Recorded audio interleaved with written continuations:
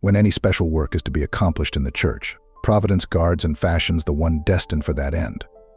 Thus was the whole life of Mother Camilla marked by a divine interposition, and the frequent expression upon her lips was, "I lo good God, as to you see it was always us." For her efforts were ever directed to the advancement of God's glory and bringing souls to Him. Mary Madden, as she was known in the world, was born in Birr, Ireland, about the year 1854. The 3rd of May marked her birthday, and devotion to Our Blessed Lady was the touchstone of her life. With all the success that attended her every undertaking, there was ever attached a cross, which was probably meant to keep her close to God, lest too triumphal a career might lead her astray. So in having a special claim upon the month of May, she had to pay tribute, as it were, in the latter years of her life, by suffering severe ill health during that month. Mary was the eldest of 9 children, and being the first to gladden the home, ever remained the father's favorite. This favoritism entailed upon Mary responsibilities and tasks which the father knew she could execute so satisfactorily to all, but Mary, not relishing the labor, complained that she was always callous upon to run the errands. Then the father confided to her that it was his fondness for her specially that brought her name so frequently to his lips. This pacified her childish resentment and made her appreciate the trust reposed in her. Mary's mother was descended from the Russells, and the stately grandmother never forgot her noble lineage. Mrs.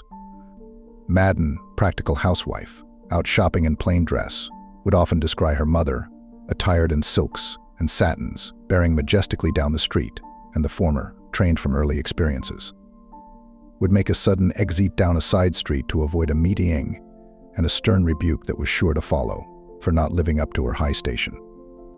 Mary's mind was always alert to practical affairs, as well as to spiritual, and noting that the fashionable folk of the village patronized a more imposing building for Sunday services, inquired why the wealthy class should be allowed their own church. The mother explained to Mary's satisfaction for all time, the more of luxury and ease enjoyed on earth, so much the less in the life to come. Mary's early school days were under the tutelage of the village schoolmasters, and one of these, a brilliant mind but a lax character, had her as pupil for a brief period, until her people, learning of his laxity, withdrew her from his class. The schoolmaster afterward remarked that Mary was a child of unusual ability, and had he been permitted to train her, could make her a woman capable of dominating the land. He little dreamed that under the guidance of a wiser mind, his former pupil was destined to wield an influence in the world that would eclipse by far anything he could have foreseen. Mary was then placed in a school conducted by the Sisters of Mercy, whom she was inspired to emulate in dedicating her life to God. Here, too, she must have been a marked character, for as late as 1923, these sisters remembered her and sent her messages of goodwill across the sea. The gifted child drank in eagerly the religious instructions given by the nuns, and they made an indelible impression upon her plastic mind. One of these in particular, on holy purity, in which the sister spoke of the opposite vice as being so utterly loathsome that it should never even be mentioned among Christian people, so inspired her with a horror of it that never did she suffer the slightest temptation in this regard. What a striking illustration of the incalculable good effected by the religious teacher. About the age of 18, Mary came to America and, having relatives in New York, remained there. With that appetite for things spiritual which is characteristic of Irish Catholic womanhood, the young girl never missed an opportunity of assisting at vespers. Sermons and benedictions was it by mere chance that she was led to attend a mission conducted by a Dominican father? Or was it Our Lady's own gentle whispering that brought her thither? Attracted by the habit and zeal of the missionary, she then and there determined upon entering a Dominican community. So it happened that some 3 or 4 years after her arrival in this country, she sent for her sister Esther, to whom she had confided her cherished plans, and the two entered the convent at 2nd Street, New York. The 2nd Street convent was founded by sisters from Ratisbon, Germany, in 1859. In Ratisbon, the sisters observed the enclosure, and in New York, where their work was to take charge of schools, the transition from the contemplative life to the active was gradual and involved many complexities until the change was complete. A relative, in visiting a sister, might see her at one time in the parlor and on the next visit converse with her only behind the grill.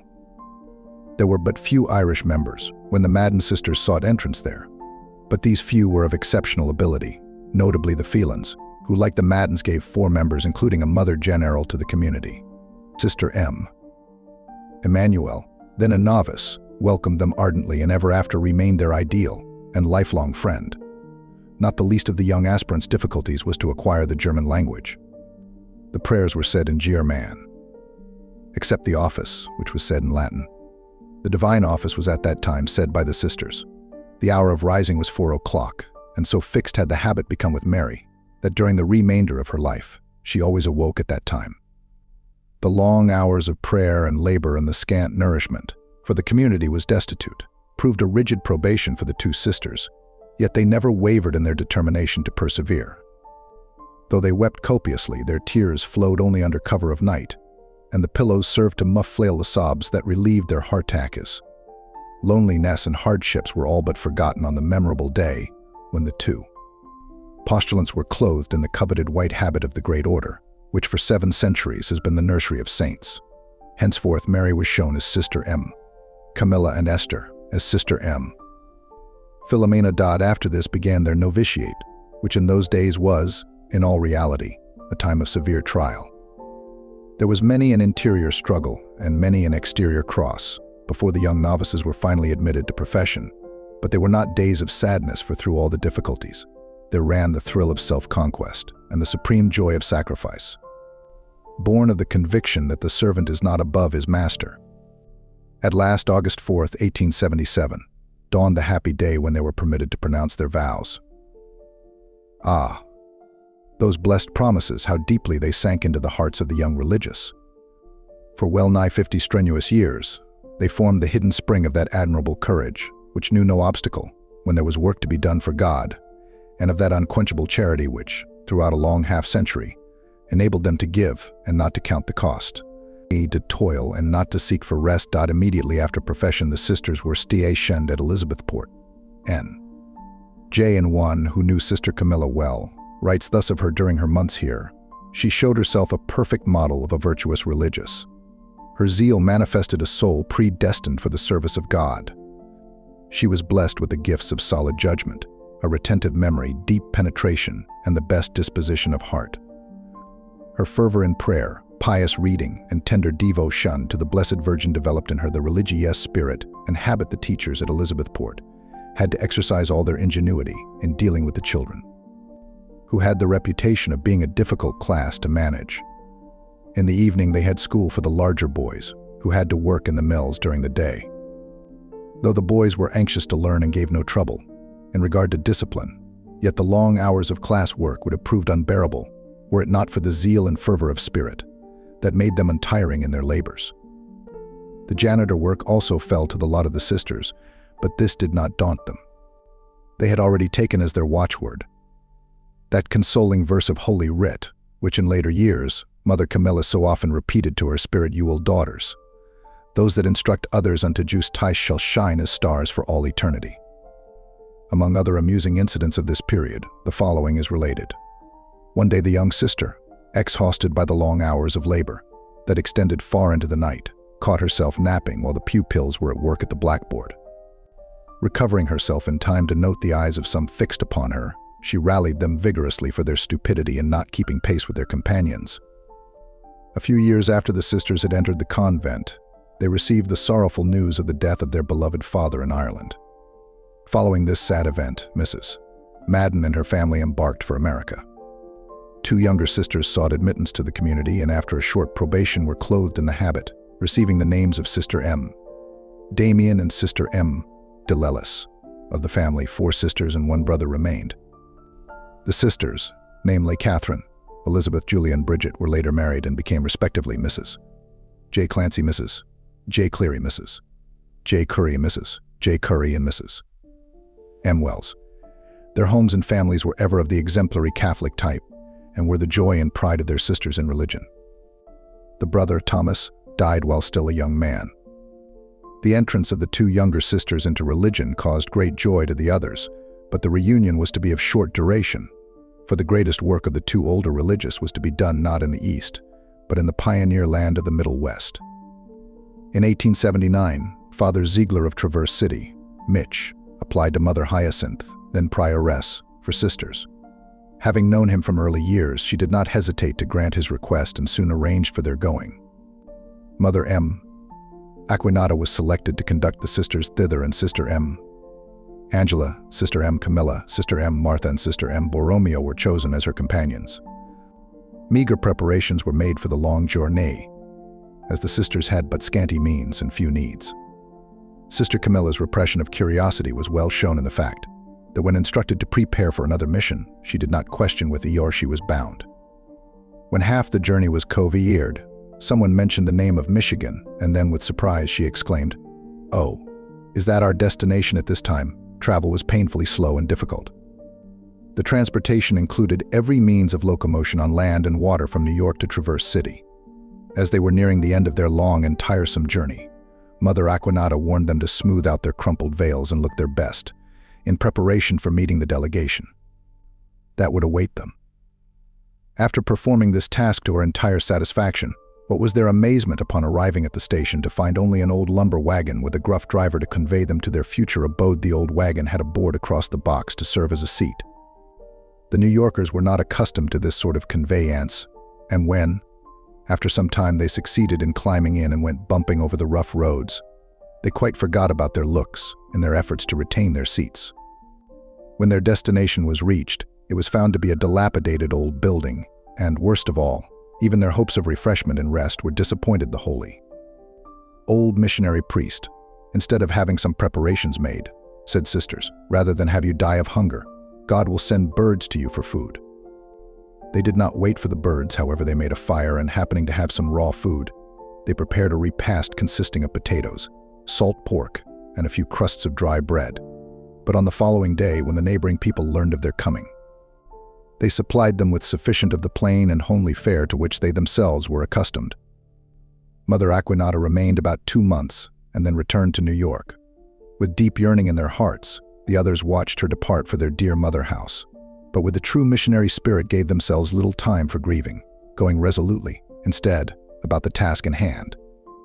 And indeed, it required no small degree of fortitude to persevere during their first winter in that rigorous northern climate. The ramshackle building in which they were housed provided only a rude shelter from the biting blasts, and it was impossible to keep it heated to any degree of comfort. Long days in the classroom were succeeded by cheerless evenings in their cold barracks. On one of these bitter nights, Sister Martha, almost in desperation, went to the piano and struck up a lively air to which the others performed a vigorous march, in an effort to keep their blood in circulation. In the morning, the blood-stained prints of the poor little sister's chapped fingers were seen upon the ivory keys. Small wonder that amid such surroundings Sister Borromeo pined for her Eastern convent, and ere the long winter was past, found a grave on the snow-covered hillside, the first precious cost of the new foundation. The hardships endured were, also, too much for Sister Camilla, who at that time was a slender young nun with an apparently frail constitution. She suffered an attack of pneumonia and her life was despaired of. The sisters then began a novena to the Holy Face for her recovery, and from that time her illness seemed to abate. When her health was restored, she was again transferred to New York and located at Pater's son, N. J. Wee. After 2 years of successful labor there, Sister Camilla was placed in charge of St. Joseph School, Bay City, Michigan. During the second year of her term, the pastor, Reverend T. Thibodeau, died, and affairs were very complicated the remainder of the year. In response to her earnest longings came the order to return again to New York, and she was then made superior of the school at Greenville, NJ. The pastor at that place was most exacting, but Mother Camilla answered all requirements and held the position there for 8 years. It was her duty to visit the classes every day and maintain strict discipline throughout. One day the pastor, visiting a class, sent in all haste for Mother Camilla to come and view existing conditions. In fear and trepidation, she made her appearance to face the irate pastor. The cause of all the commotion was that someone had carelessly left a scrap of paper lying on the floor, and to his well-ordered mind it betokened extreme untidiness. Mother Camilla learned the lesson well, for ever after she possessed an abhorrence for a bit of paper on the floor. Sister M. Philomena was also stationed at Greenville during Mother Camilla's regime. So exact was Sister Philomena in every way, so observant of rule and dignified in manner, that the only appellation she ever received was the nun. The school made such excellent progress under the administration of Mother Camilla that when the affairs of the Adrian community caused anxiety to the higher superiors, They readily looked to this efficient sister as one fitted to handle the situation. The first convent in Adrian was at St. Mary's School, the sisters coming there from New York in 1878. Later in 1879, St. Joseph's School was opened by a band of sisters, also from New York. Reverend Casimir Rohowski, being pastor at St. Joseph's and inflamed with zeal for the good of souls, procured other sisters from the same place to take charge of a building which he had erected and which was designated as St. Joseph's Hospital. This frame building still stands, with many additions, just east of the present group of buildings known as St. Joseph's College and Academy. The hospital, Father Casimir converted into a home for aged people and, their numbers increasing, a brick structure, which forms the center of the present edifice, was erected. The old people had each paid in some $500 or $600, and this money was expended in the building, so that when Mother Camilla arrived to take charge, the income was about $45 per month, with a dozen or so old people who had life leases upon the place. Mother Camilla, knowing the conditions that existed at this time, felt this sacrifice of obedience so keenly that she said to one of her intimate sisters, "Sister, it would be easier for me to die than to go and take charge of that province. I wish I could die." And many a day after her arrival in Adrian would she watch the morning train starting off for New York and shed bitter tears that it did not bear her away with it. However, she made the sacrifice generously, and richly did God reward it. The community numbered about 30 members, from whom Mother Camilla received but a half-hearted welcome, as the sisters hoped that their former superior, Mother Angela, would return to them. Mother Aquinata, being provincial, and knowing that Grand Rapids was to become a separate province, made good the opportunity of assigning the sisters and secured valuable additions for Grand Rapids. Though the most competent members were culled out, the spirit of the community still survived, and this spirit, attracting and animating others, was able to meet the needs and exigencies of the times. Mother Camilla was blessed with a keen sense of humor, and years after her hospital work had ended, she used to enliven many a recreation hour by the recital of the experiences she then encountered. When she arrived in Adrian, Reverend Father Siferath, an Indian missionary, served as chaplain. His emaciated frame bore witness to the rigors he had endured. His room was a veritable curiosity shop, a variety of clocks holding the preeminence. Occasionally he entertained himself with 2 white mice which he retained in a sort of framework. They proved a bugbear to Mother Camilla, for having to consult him on various occasions. She was always prepared to slip back of her companion, in case the mice should take a fancy to her. Having an organ. He sang vespers daily, and, though the tune was not in accord with earthly harmony, yet it must have blended with the heavenly rhapsodies, for he was a saintly character. One Sunday afternoon, when the Reverend Father came out for services, he was preceded by a brown-robed acolyte. Mother Camilla peered about curiously. She was not aware of Com Penny and had not been notified of any arrival. Something about the acolyte appeared familiar, and what was her astonishment after services to learn that one of the old men had procured a Franciscan habit somewhere, and, having donned it, both he and the reverend chaplain imagined they were giving great edification. Mother Camilla's ideas of edification differed from theirs, however, and after exercising much tact and ingenuity, she succeeded in persuading him to resume his lay apparel. Another time, hurrying to her room, in the midst of a busy day, she discovered one of the old people snugly ensconced in her bed, and it required urgent solicitation to effect a removal. It was some time before Mother Camilla could accustom herself to transportation facilities, as she found them in Michigan. One evening she remarked to Sister Nolasco that they must go to Detroit on the following day to transact some important business. The good sister, knowing that the train left at an early hour, made her preparations in excellent time and hurried to Mother's room, lest her superior be kept waiting. To her surprise, there was no sign of preparation here. "Have you given up going, Mother?" she inquired. "Oh no, dear," was the tranquil reply, "but it is so rainy and unpleasant that we'll wait until it clears up and go about noon, but Mother." Sister was forced to explain, "This is not the East. There is 1 train a day to Detroit, and we go when it goes, or not at all."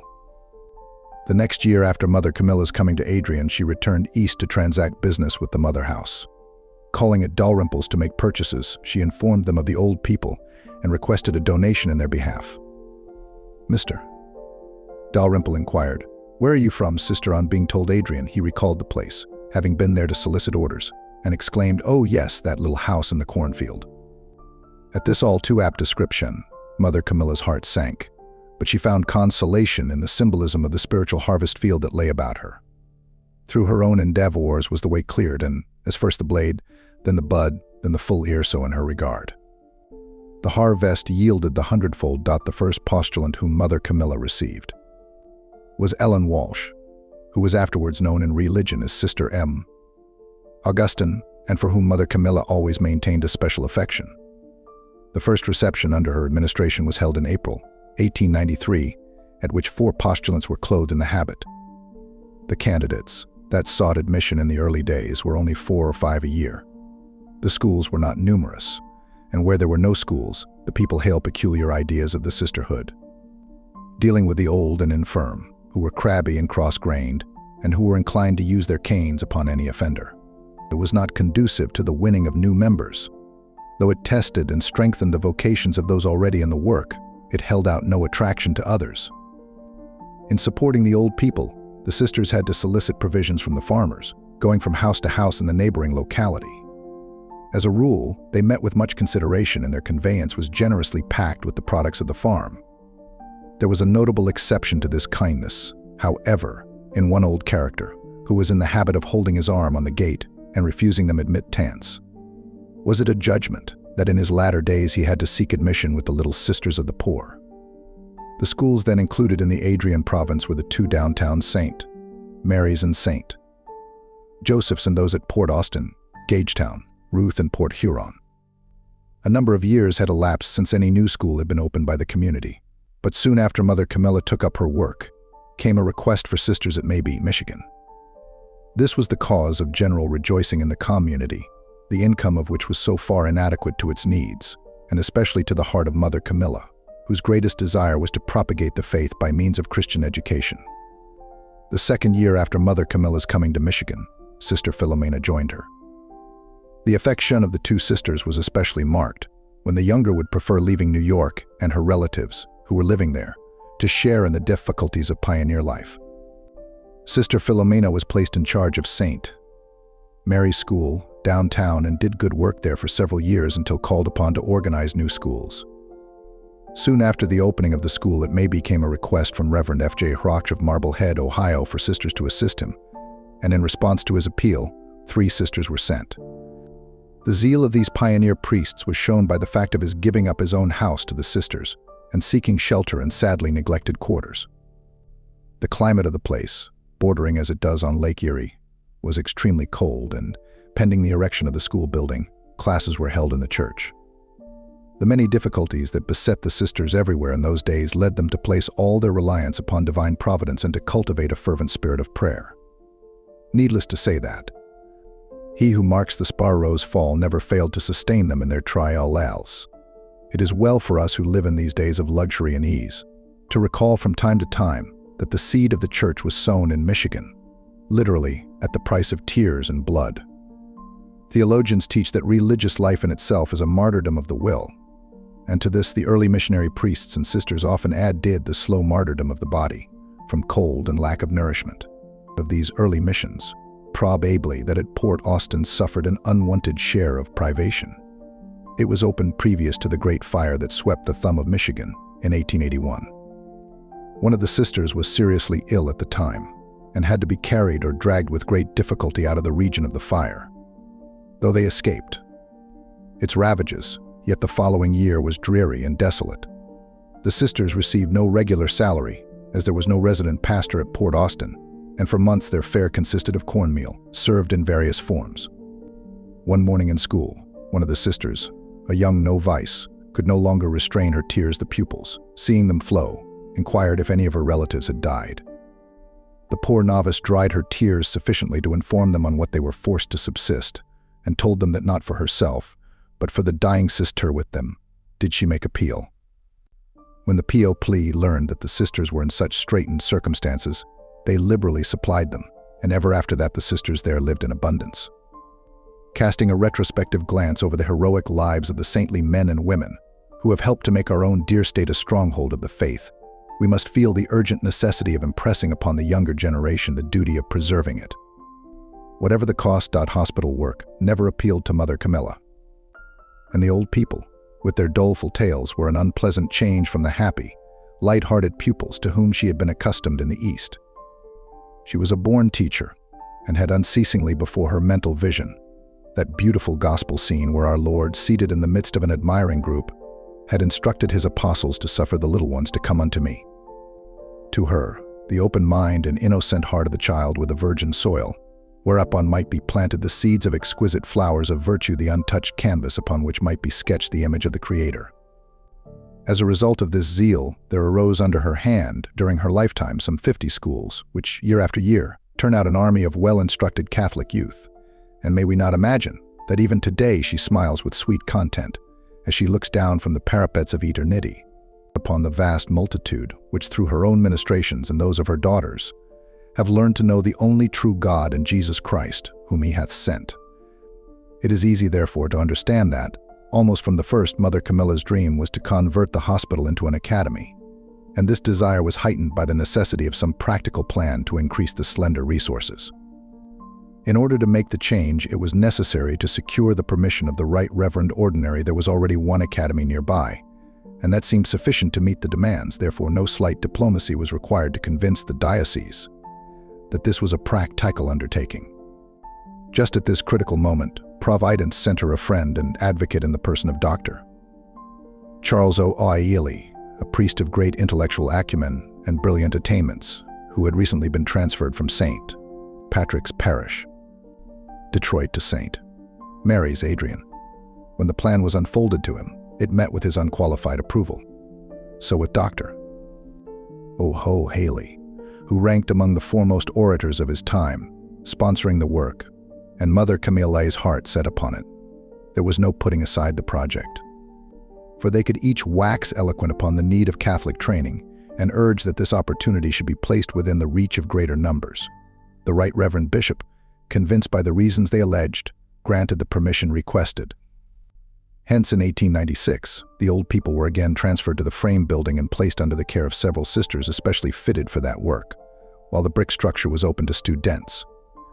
It is to be remembered that Mother Camilla had no equipment to begin with, so once more she undertook the long journey to New York and solicited articles, some of which she carried back herself. One, most precious to her, was a valuable violin which figured in an amusing incident that threatened to be tragic at the time. Mother took such care of that violin that she did not let it out of her sight during the trip, but when she arrived at Adrian and was met by a carriage to take her to the convent, the bundles were taken from her. She was about to say, "Where is the violin?" when she heard a sound of destruction. The driver had sat on it. However, it was not injured beyond repair, and it served many a pupil in the music school. Long years afterward, when, one day, Mother was sitting out of doors, enjoying the sunshine, she noted the old gardener bearing away with the rubbish, a suspicious-looking object. Calling to him to satisfy her curiosity, what was her amazement to find her beloved violin in the wreckage. It had fallen off the windowsill and was being borne away as useless material. Needless to say, it was again rescued and restored to its former place of honor. At the opening of the academy, so few pupils replied that Mother Camilla feared her undertaking would be unsuccessful. Therefore, she made a promise that if the enrollment should number as many as 15 students, she would erect a chapel. The promise was typical of her great-souled faith, for she was utterly without means. The exact number was registered, so the following year began the erection of an east wing comprising chapel, dormitories, and classrooms. The girls, who were fortunate enough to be in attendance during that first year, always regarded these as the halcyon days of their lives. Mother Camilla manifested a true maternal spirit toward those whom fond and far-seeing parents had committed to her charge. Her life was in itself a source of rare inspiration to them, and contact with the religious teachers, to whom love of God and devotion to duty were all in all, gave them exalted ideas of life and its responsibilities. Between teachers and pupils were forged permanent links of love and gratitude. Since their numbers were so few, a beautiful home spirit prevailed, and Christ was indeed the head of the house, for it was in the tiny chapel that some of their happiest moments were spent. And out from that humble tabernacle came the still voice that called several of these sunny-hearted girls to forget their people and their Father's house, dearly as they had loved them, and to give to the King, in the first blush of youth, the beauty which he so greatly desired. The first teachers were Sister Patsy Burns, Sister M. Pius Wagner, and Sister M. Evangelista Fraser. The first named was Directress of Studies for the first 4 years. She was an excellent disciplinarian and had the faculty of creating a happy spirit among the students. The second year, the number of pupils was greatly increased, for Dr. O'Reilly had canvassed his hometown, Chelsea, from door to door and had persuaded a number to enroll. In various ways, Dr. O'Reilly assisted the new institution. He induced 2 friends of his from Detroit, the Mrs. Macaulay, to take up their abode at the academy, and the income thus derived helped defray the expenses of the new undertaking. He frequently gave talks to the students and instilled good counsels that were long remembered. He always emphasized the necessity of obedience to authority, a point which he himself observed inviolably, even though it cost him bitter. To do your best and do it every time was his oft-repeated slogan. Toward the end of his days, when he frequently regretted having spent so many years of his life in national affairs that brought no lasting results, he consoled himself with the thought that he had contributed in making the Adrian Academy a permanent institution. Financing the project was no slight task. The tuition at the opening of the academy was but $10 per month, as it is a special part of the glory that aureoles her memory. That Mother Camilla sought to give opportunity of Catholic instruction to those whose means debarred them from the established boarding schools. Many a weary hour did she spend devising ways and means by which to meet the multiplying bills.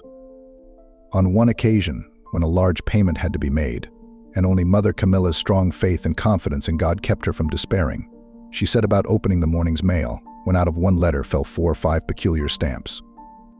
It was at the time of the Spanish-American War, when legal documents had to be stamped. So Mother Camilla knew something concerning them. The letter contained nothing but the stamps. The postmark was so faint as to be illegible, and no clue could be found relating to them. Taking the stamps to the bank, she learned that they were genuine, but, being of the $50 variety, the banks in Adrian had no traffic in documents that entailed such a tax. Then, bringing them to Detroit, Mother Camilla realized an amount which amply paid the debt she owed. Years after, when she learned of the shower of roses that little Therese was to let fall upon the earth, Mother Camilla often wondered if her stamps were out of that shower. The object and advantages of the academy were presented by Dr. Charles O'Reilly in the following address, given in May 1897. The Adrian Convent is an accomplished fact. The days of the year have come and gone, and left us in possession of the coveted prestige of experience. To all doubts and incredulity its inception awakened, it can confidently offer the assuaging assurance. Abactu ad posse valet consecutio, the possibility of the actual admits of no argument. When the conception of an academy for young ladies, based on its present lines, was suggested to me, the objection, and I might say the only objection encountered, was the very trite and trying one: you can't do it. The vicissitudes of a somewhat checkered existence has given me, not gratis, a somewhat adequate idea of the intellectual, moral, and social wants of the very diversified strata of our juvenile American life. It is on no pretense of genius or precocity that I lay claim to some knowledge of schools, as they exist among us, a personal experience, proceeding from the district school to the Michigan University, and thence to St. Sulpice, ought to have put me in possession of some such information, and it has. I had noticed the varied phases of intervening intellectual life, and am pleased to say that most of them have been adequately answered by existing institutions. Still, there was one phase of life which left room for beneficent enterprise, while more than one desideratum could be cancelled with satisfaction to subjects, and it seemed to me, without disadvantage to promoters. One of these. Let me speak for a moment. Circumstances are daily rendering it more difficult for people of ordinary financial resources to obtain an education. It is coming to be a thing, said one of the regents of the university to me recently, that no one can get an education unless he has lots of money. If this be the case with him, what shall I say of her? Despite the decadence of the democratic spirit that has always been attached to education, I am pleased to think it is still possible for the aspiring boy and energetic youth of mental aspirations to work himself up to an intellectual level with the best in the land. Although destitute of material resources that render such an undertaking easy or agreeable, it is today an arduous and almost infeasible enterprise for a young man without considerable pecuniary resources to obtain a university education. Still, it can be done. Exemplifications of its possibility have not entirely died out amongst us. The boy can still work for little, and out of little save money to buy books. He can still go to school in winter and work again in summer. He can teach school too, and be rigidly economical, can rough it through the high school and club, his way through the university. But I repeat, it is an heroic undertaking, and he who essays it must anticipate many days of Dante's experience, the wage of bitter bread and salt, and passing up and down another's stairs. Only a first-class talent, or a very defective judgment, can today prompt such an enterprise. And for the girl, though fully as talented, quite as energetic, and morally well-equipped, I need not attempt to prove that the task is far more difficult, so difficult, indeed, as to be infeasible to such a state have our vaunted public educational institutions undeniably come. And I am sad to say that private philanthropy, religious or secular, as far as I can see, has as yet done nothing to ameliorate the situation. Our Catholic colleges hold good their ground with their Protestant rivals in point of expenditure, as well as in intellectual and physical culture. Our convents vie with the most luxurious and best A-pointed boarding schools in all the technique of education. At a maximum of cost, more is the pity they cannot command the same millions. There is no want of opportunity for the expenditure of wealth upon the rising generation. Opportunities are multiplied for those that can pay for them. Still, there is one thing wealth cannot monopolize, like the atmosphere we breathe. Though it may be much obstructed, cannot be corralled talent.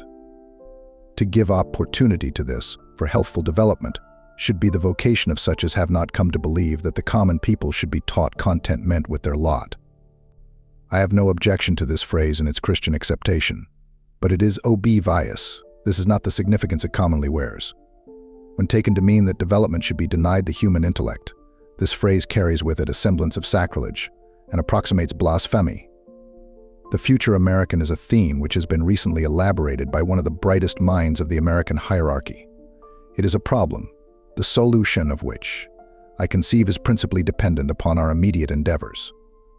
The future American will be what you make him, or better, what you give him an opportunity to become.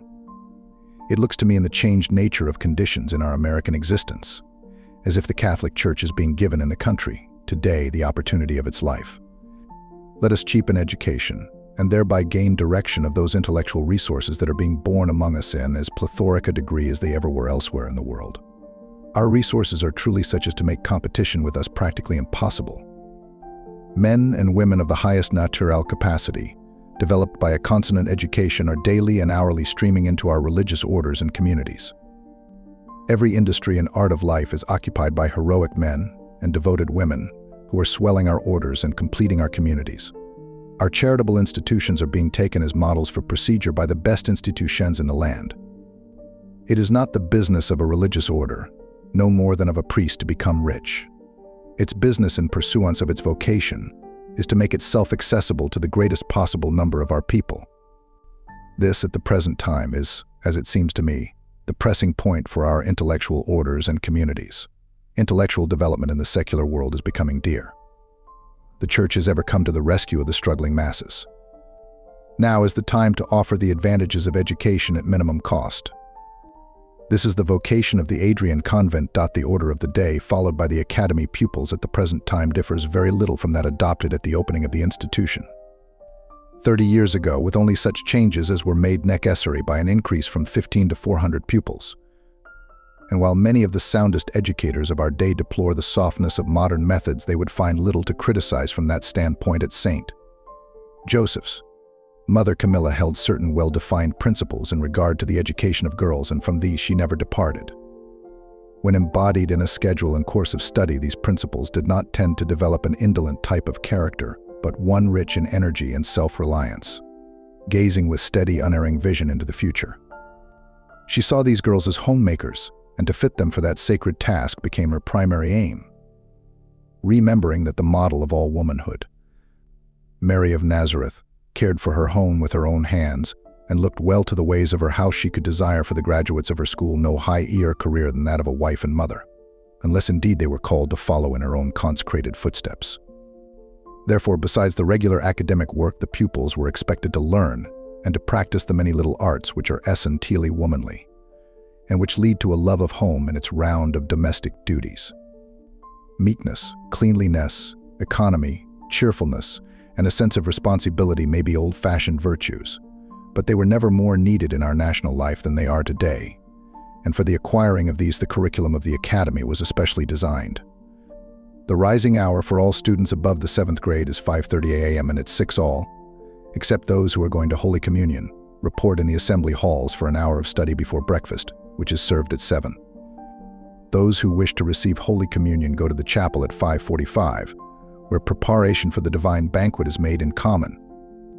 The practice of frequent communion is well established among the girls, and it is an edifying sight to see from 100 to 200 approaching the holy table daily.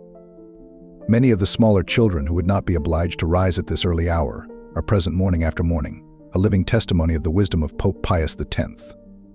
In admitting these tiny ones to the embrace of the Eucharistic King, while the lilies of innocence are still blooming in their hearts. Mass, at which all Catholic pupils are expected to assist daily, begins at 7:30 and the girls go direct live from the various refectories to the chapel. The holy sacrifice over the long line passes out to the front lawn for a brisk constitutional in the fresh morning air. Winter or summer, this walk is never omitted, unless the weather be very inclement. Calming in with sparkling eyes and glowing cheeks, the pupils report in their own dormitories or private rooms, which are to be ready for inspection by 8:30. No haphazard methods of housekeeping are tolerated, but each room and alcove must be in perfect order before the morning classes, which begin at 8:40. At the sound of the bell, the house is alive with scurrying feet, and very soon ranks are formed in the old auditorium, from whence the students march to their own classrooms. The work in the high school is departmental in character, but each class has one particular teacher, to whom its members are strictly responsible for conduct, application, and progress. To her, they report the first period in the morning for religious instruction and the discussion of any matters of immediate importance to the class. Dismissal at 11:20 is followed by 15 minutes exercise in the open air, which gives added zest to the healthy appetites, which the young ladies bring to the refectories at 12. Here they are taught to preside over a table properly, each one taking her turn at serving.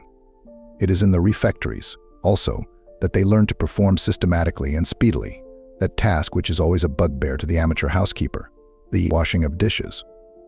At a given signal at the end of the meal, all conversation ceases, tables are rapidly cleared and glasses and silver washed in bowls of hot soapsuds. Then grace is said, and all the girls, except the 2 appointed at each table for that particular week, are dismissed. These latter, with nimble fingers, finish washing and drying the dishes as well as setting the tables, and in 15 minutes the refectories are in order for the next meal. Afternoon classes are dismissed at 3:40, and 20 minutes later the bell rings for the walk, a long one this time, the students returning just in time to prepare for the 5 o'clock study period. Supper is served at 6, and after the evening meal comes the most exciting event in boarding school life, the distribution of mail. Drawn up in a hollow square in the recreation room, the eager-eyed girls listen while the piles of mail gradually diminish, each one on tiptoe to hear her own name called. They are then free until the evening study hour at 7. This is the favorite time for visits to the Blessed Sacrament, and it speaks volumes for the solid piety dwelling in the hearts of these young girls that many of them never miss their evening tryst with the prisoner of the altar. Few as are their leisure moments. There is no more consoling sight for the sisters than to pass through the chapel at this hour and see, amid the lengthening shadows, so many young heads bowed in earnest prayer, while the memory of these love-lit moments is one of the most beautiful remembrances the academy girl bears with her. When she goes forth from its portals for the last time, at 8 o'clock night prayer is said, and the young ladies, who have followed this somewhat strenuous schedule throughout the day, are generally ready for sleep at this apparently early hour.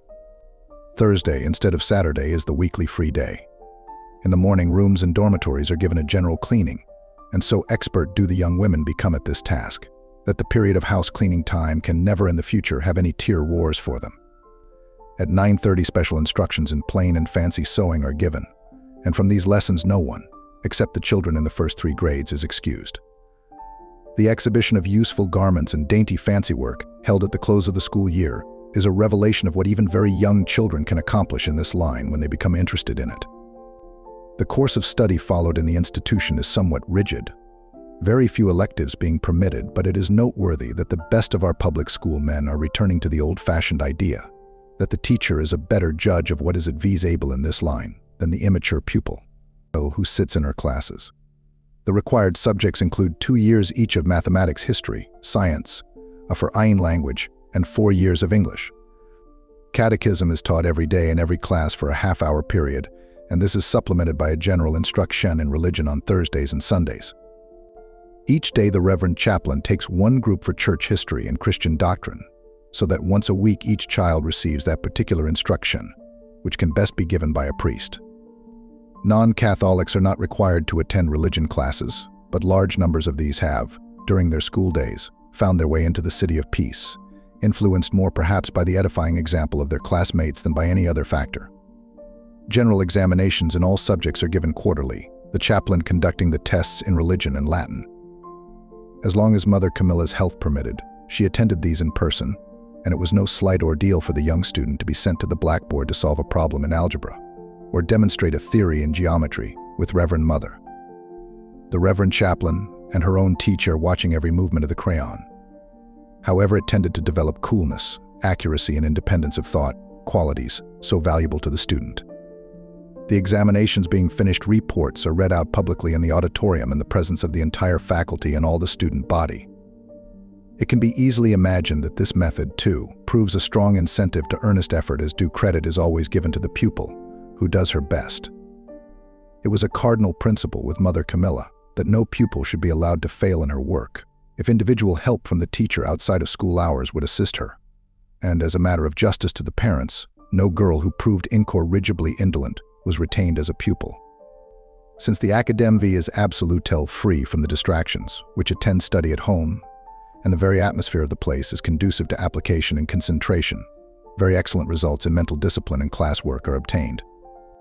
The Academy is affiliated with the Catholic University at Washington, the University of Michigan, and the Chicago Normal.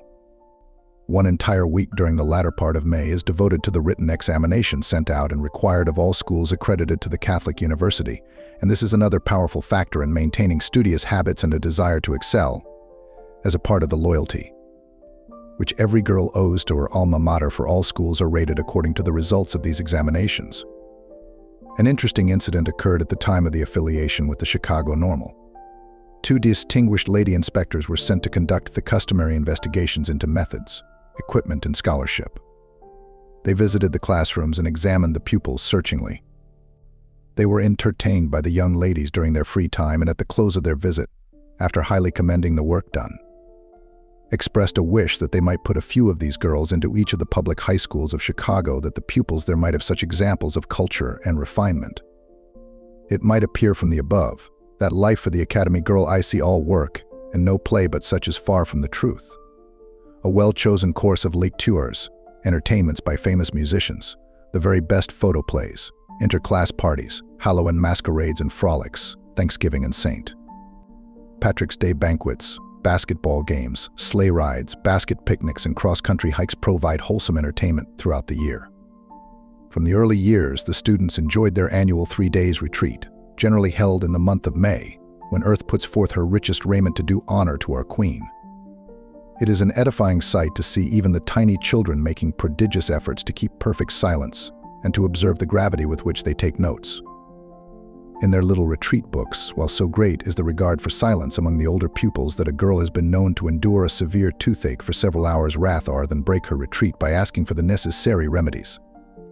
It is impossible to estimate the precise graces that are given to the retreatants during these days of walking apart with God. The inspiration of the month of Mary and the whispering of the Holy Spirit at retreat has induced numbers to seek admission into the order. St. Joseph's was especially privileged by always securing very able retreat masters. The first years, Reverend J. Keha Lan alternated with Reverend R. Command.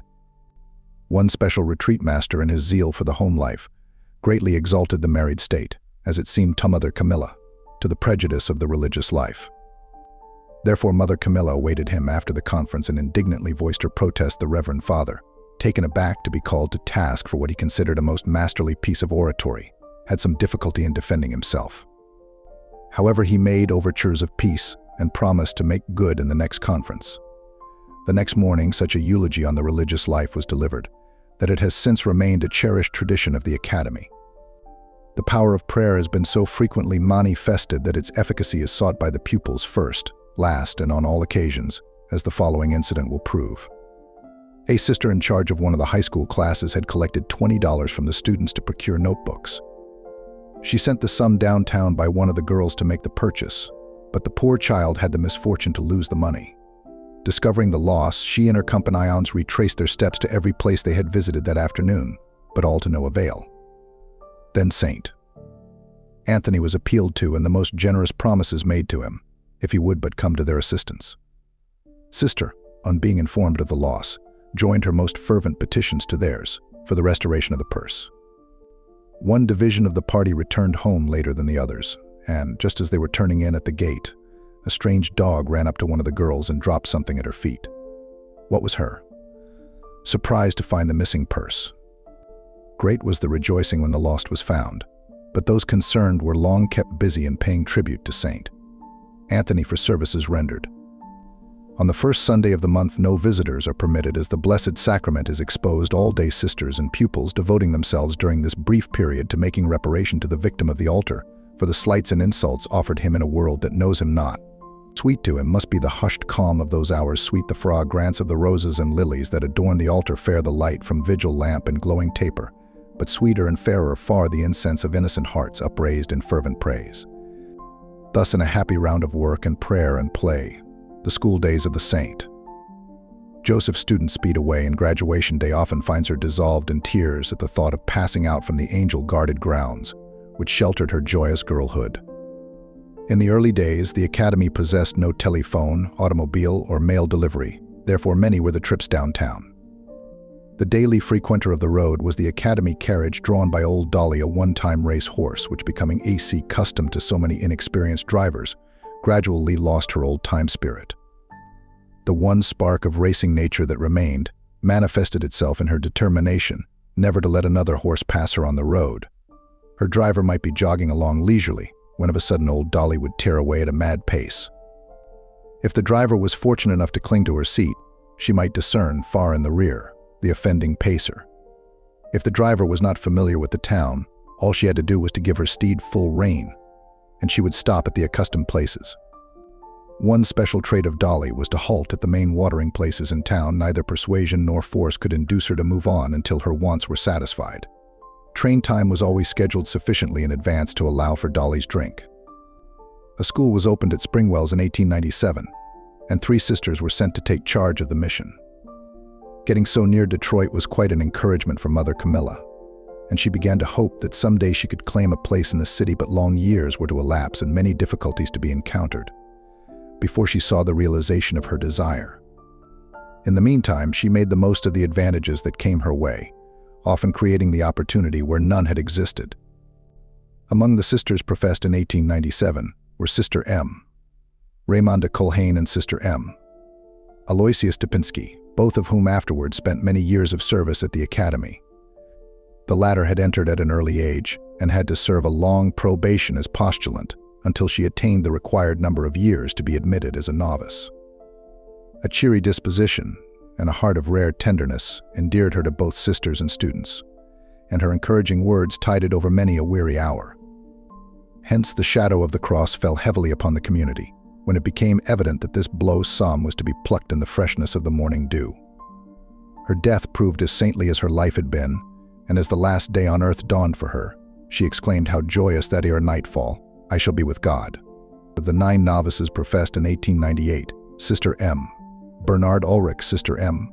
Vincent Steger, Sister M. Marcella Kane, and Sister M. Cecilia McHale each spent many years at the academy. Sisters Vincent and Cecilia presided over the music department. While the former was more tolerant, the latter would overlook no half-learned lesson. Many students recall her ingenious devices in bringing the laggards to task.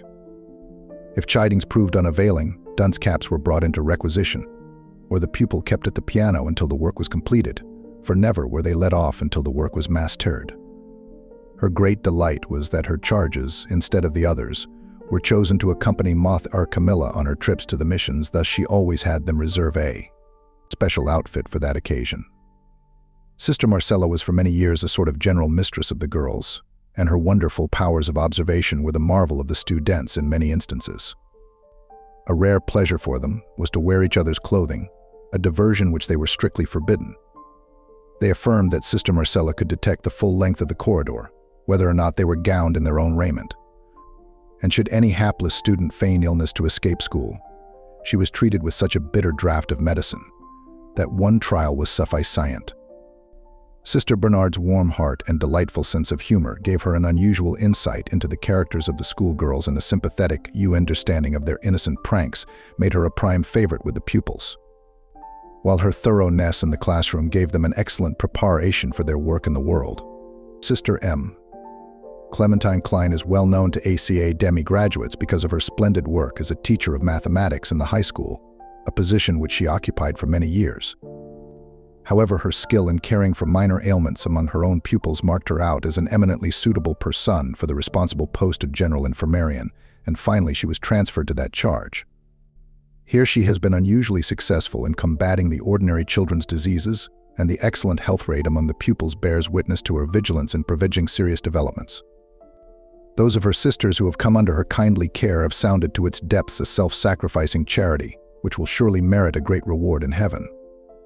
Her untiring devotion has brought many a sufferer back to health, while her consoling words and ineffable tenderness have thrown a soft light on the dark passage for those to whom the final summons had come. Another of the pioneer teachers who deserves a special place in the annals of the institution is Sister M. Thomas Dupay, who for some time had charge of the first-year high school students. Small of stature but tireless in ambition, she accomplished wonders with her young charges, enlisting their best efforts by her ingenious devices in rendering the work varied and interesting.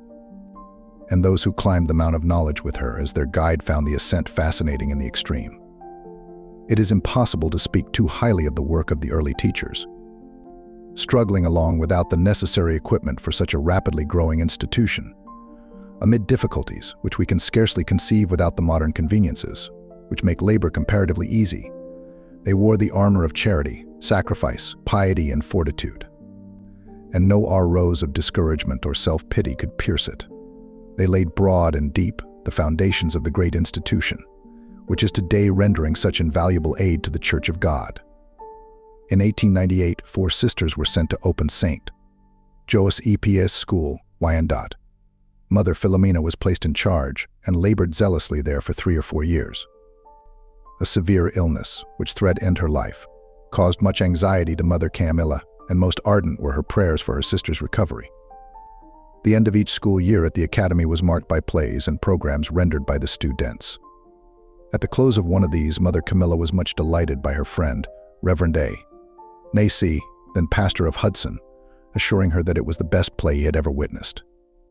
Only after long years, when the institution had grown sufficiently to ensure its permanent existence, did Father Nacy refer to the amusing features of the play, incident to the lack of necessary scenery and costuming. Then the recital of it provoked laughter. In early days it would have evoked tears. Lifelong friends of the Academy were Reverend W. Considine of Chelsea and Reverend P. Loughran of Emmet, and the zeal and encouragement they lent to it was a generous factor in its success. Year after year they sent numbers of students to enroll in the classes, and always they lauded the work being done there. Moreover, they were spiritual directors under whose fostering care many vocations were developed, and most of these aspirants for the religious life found the fruition of their desire in St. Joseph's novitiate. It is hardly an exaggeration to say that had every parish in the diocese contributed as generously in proportion to their size as have those of Chelsea and Emmet, there would be no dearth of religious teachers in our schools. What a consolation it must have been to good Father Considine, who some years ago was called to his eternal reward, to know that his name was held in benediction by so many consecrated souls, and that hundreds of children were coming into the fullness of their heritage as Catholics through his instrumentality. The first class was graduated from the Academy in 1899. The 4 graduates were Magdalene Weber, Adrian Winifred Cassidy, Chelsea Ann Aguirre, Adrian and Mary Webb, Palmyra. The seriousness and diligence of the trio were counterbalanced by the humor and mischief of Winnie. Many and unexpected were the pranks which she performed, and one especially almost threatened her academic existence. One particular saint. Patrick's Day, when all were decorated with a sprig of green, Bruno, a large dog belonging to the Misses Macaulay, happened in Winnie's way and was lured into a secret nook where he was decked out in an orange emblem. Oh, the indignation and storming when the Mrs. Mac again beheld their favorite. Mother Camilla was summoned to listen to the outrage and to call the culprit to task. A diligent inquiry was set on foot, but it failed to discover any decisive clue, and it was finally agreed that some offensive passerby had committed the awful deed, and Winnie was warned in secret to be on good behavior for the next month, lest she might be suspected. When school days were over, Winifred Cassidy and Magdalene Weber entered the community and received the names and religion of Sister M. Cornelia and Sister Magdalene Marie. Sister Cornelia, after her entrance, taught several years at the academy, but her frail constitution soon exhausted itself, and her radiant spirit took its flight to be one of the little community's first advocates in heaven. The attendance at the academy doubled each year for the first 3 years, the first year 15 students being enrolled, the second 30, and the third 60. In 1900, the students were given a picnic on the arrival of the 100th one. In 1908, a special celebration was held on the arrival of the 200th one. The waves of bigotry, which swept over the country periodically, since its beginning, have always directed their venomous force against the convent school, and it was but natural that such a thriving and successful institution as that which grew up under Mother Camilla's hand should come in for its share of attention. One day the whole community was thrown into consternation by the arrival of a letter stating that they would be given 3 days to prepare for the end, and that at the close of that time, the whole household, together with the 2 priests of the city, would be put to death. Great fear prevailed until the arrival of Dr. O'Reilly, who reassured them, telling them they had no cause for alarm, that he had frequently received such letters, but that the threat meant nothing. This quieted the sisters' fears somewhat, but Mother Camilla was caused many anxious moments lest the portress should be the victim of some religious fanatic. The constant increase in attendance crowded the sisters, until they were forced to take up their sleeping quarters in the attic. One cold winter night, the terrible cry of fire, one fire I arose. Everyone was in such a sound sleep that the cry would have passed unheeded, did not another more urgent appeal of, if you want to save your lives, get up, arouse them to action. Warned by the smoke quickly filling the rooms, they realized there was no time to be lost. So dressing hurriedly, the sisters in charge of the students ran to usher them out, and the others went to fight the fire. One old sister, concerned first of all about the superior, ran to her door and aroused her, saying, "Do not be frightened, mother, but the house is on fire." No more shocking message could have been delivered. Mother Camilla was paralyzed with fright, but recovered somewhat when she learned that the children were being brought to safety. A call was sent in for the fire department, but as it was poorly organized at the time, one of the men came out first to ascertain if it would be necessary to call out the entire force. Fortunately, the sisters had already formed a bucket brigade and had the fire under control. Dr. O'Reilly soon arrived on the scene, prepared to direct the fighting line, but happening to get within the sweep of the water hose, hurried from the field of action, satisfied that the force was competent. It is almost a proverb that humorous incidents are connected with every fire, and this one was no exception. An old sister that had been accustomed to life in the mission schools and found academy life too exciting, on being aroused, prepared for the occasion and came down in full dress, arrayed in cloak, gloves, and umbrella. When she joined the others, she gave vent to her feelings, saying, "This is a dreadful place." The fire originated in the basement, where one of the employees, an old man, had left his coat too near the coals in the furnace, and the smoldering fire had made good headway in the lower regions of the house before it was discovered. Mother Camilla always felt most keenly the responsibility resting on the community, because of the trust reposed in them when parents confided dearly loved children to their care, and she was most solicitous for their welfare. When she thought how near tragedy had come to casting its black mantle over the academy, and of the heartbreaking messages which she might have been obliged to send to stricken homes, her heart went out in gratitude to the kind Providence that had averted such a catastrophe. And it was long before the little chapel ceased to re-echo the prayers of thanksgiving, which she caused to be offered there. Henceforth a watchman was placed on night duty, and the sisters slept with a greater feeling of security. In the year 1900, Mother Camilla and Mother Philomena, having visited New York, brought back with them a niece, Fanny Clancy, a child of 9 years. Fanny's mother had so long impressed her with the delights of boarding school life, and with the kindness of the sisters, that she could scarcely wait for the train that was to bear her away to school. A few weeks later, when the little girl suffered from the inevitable homesickness, which lies in wait for the newcomer at an academy, she considered that she had been greatly imposed upon. A few years later, she was joined by her cousins, Camilla Cleary and Delelis Curry. The trio were always ready to share in the pranks of their classmates, and many were their madcap adventures.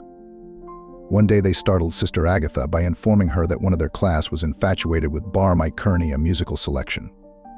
Sister Agatha, not being familiar with the popular music of the day, read the girl a lecture, which was quite to their liking, and having attained their purpose, they were quite satisfied. Camilla Cleary died a few years after leaving school, and her death was a great shock and grief to Mother Camilla, who had hoped to see her return someday to enter the community. A most remarkable character was Sister M, Agathat, mentioned in the preceding paragraph, who from the opening of the academy until her death in 1920, held the position of artist and teacher of fancy work. Her incredible industry is evidenced by the display of paintings that adorn the building and the collection of painted china shown in the studio. She was a master hand also at taxidermy, and the wonderful mounted specimens that fill the museum are the admiration of all that behold them. Sister Agatha possessed an exceptionally strong personality, was devoted to the interests of her community, was always strictly righteous, and could not tolerate evil doing in others. She seemed to have an inherent instinct for divining the character of others, and was seldom outwitted in her dealings with them. She was a strict disciplinarian, and the students stood greatly in awe of her. Silence after night prayer was one of her special aims, rows of kneeling figures in the corridors testifying to her zeal in enforcing the regulation. She suffered much from ill health the latter years of her life, and her low vitality made her most sensitive to the cold. Yet, regardless of weather, she was always first at the spiritual exercises, invariably faithful in attending. Her fervor and recollection were an incentive to all who beheld her. While practicing the heroic virtues, she did not overlook the minor ones. Humility and obedience held a special charm for her, and when urged that her years would exempt her from such rigid practice, she replied that her works alone were of little value, if each act was not sanctified by obedience. Suffering interior desolation as such souls are called to do, she was one day in the presence of the Blessed Sacrament, when it seemed that she was about to break under the strain.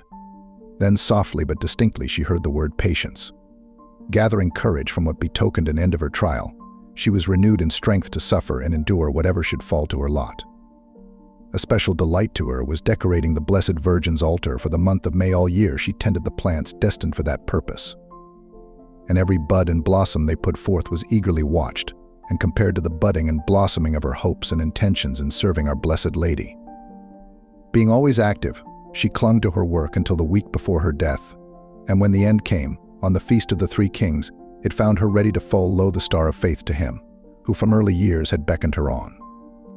As the constant devotion of her life rendered daily tribute to her Heavenly Father, so the hour of her departure from it bore witness to her childlike trust in Him, and she passed from time to eternity, serenely content to accept from His hands whatever His love had stored for her at home. As noted in the preceding pages, the Mother House had by this time sent out several bands of teachers to open various missions in Michigan. And now the sister states of Ohio and Indiana began to clamor for the services of these earnest workers. So the years between 1901 and 1906 saw the Dominicans established in St. Mary's School, Defiance, Ohio SSS. Peter and Paul's School, Sandusky, Ohio St. John's, Cleveland St. John's, Earl Park, Indiana and St. Mary's, Norwalk, Ohio. The last two named were closed several years later. Nor were the Inter-Ests of Michigan neglected during this time, for it witnessed the opening of St. Paul's, Owasso and St. Mary's at St. Clair. The constructive energy and far-sighted judgment of Mother Philomena were often utilized in organizing new schools.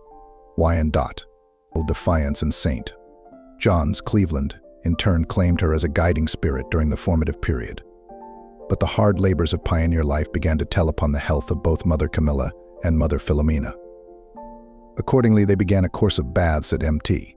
Clemens, but not having sufficient means of defraying the expense of remaining there during the course, they journeyed back and forth from Springwells to Mt. Clemens each day. It was a source of merriment for Mother Philomena to compute how much benefit she was realizing from the baths, when she had to walk a mile each morning and evening to and from the car, for, being a fleshy person, the walk caused her no slight effort. Mother Camilla did not take it quite so humorously, grieving that she could not minister more generously to her sister's needs. However, it was soon discovered that Mother Philomena had heart trouble, and the trips were discontinued. The exceedingly active life, which the sisters began with the establishment of the academy, made advisable some minor changes in the regulations of the community, yet the contemplative spirit was still maintained.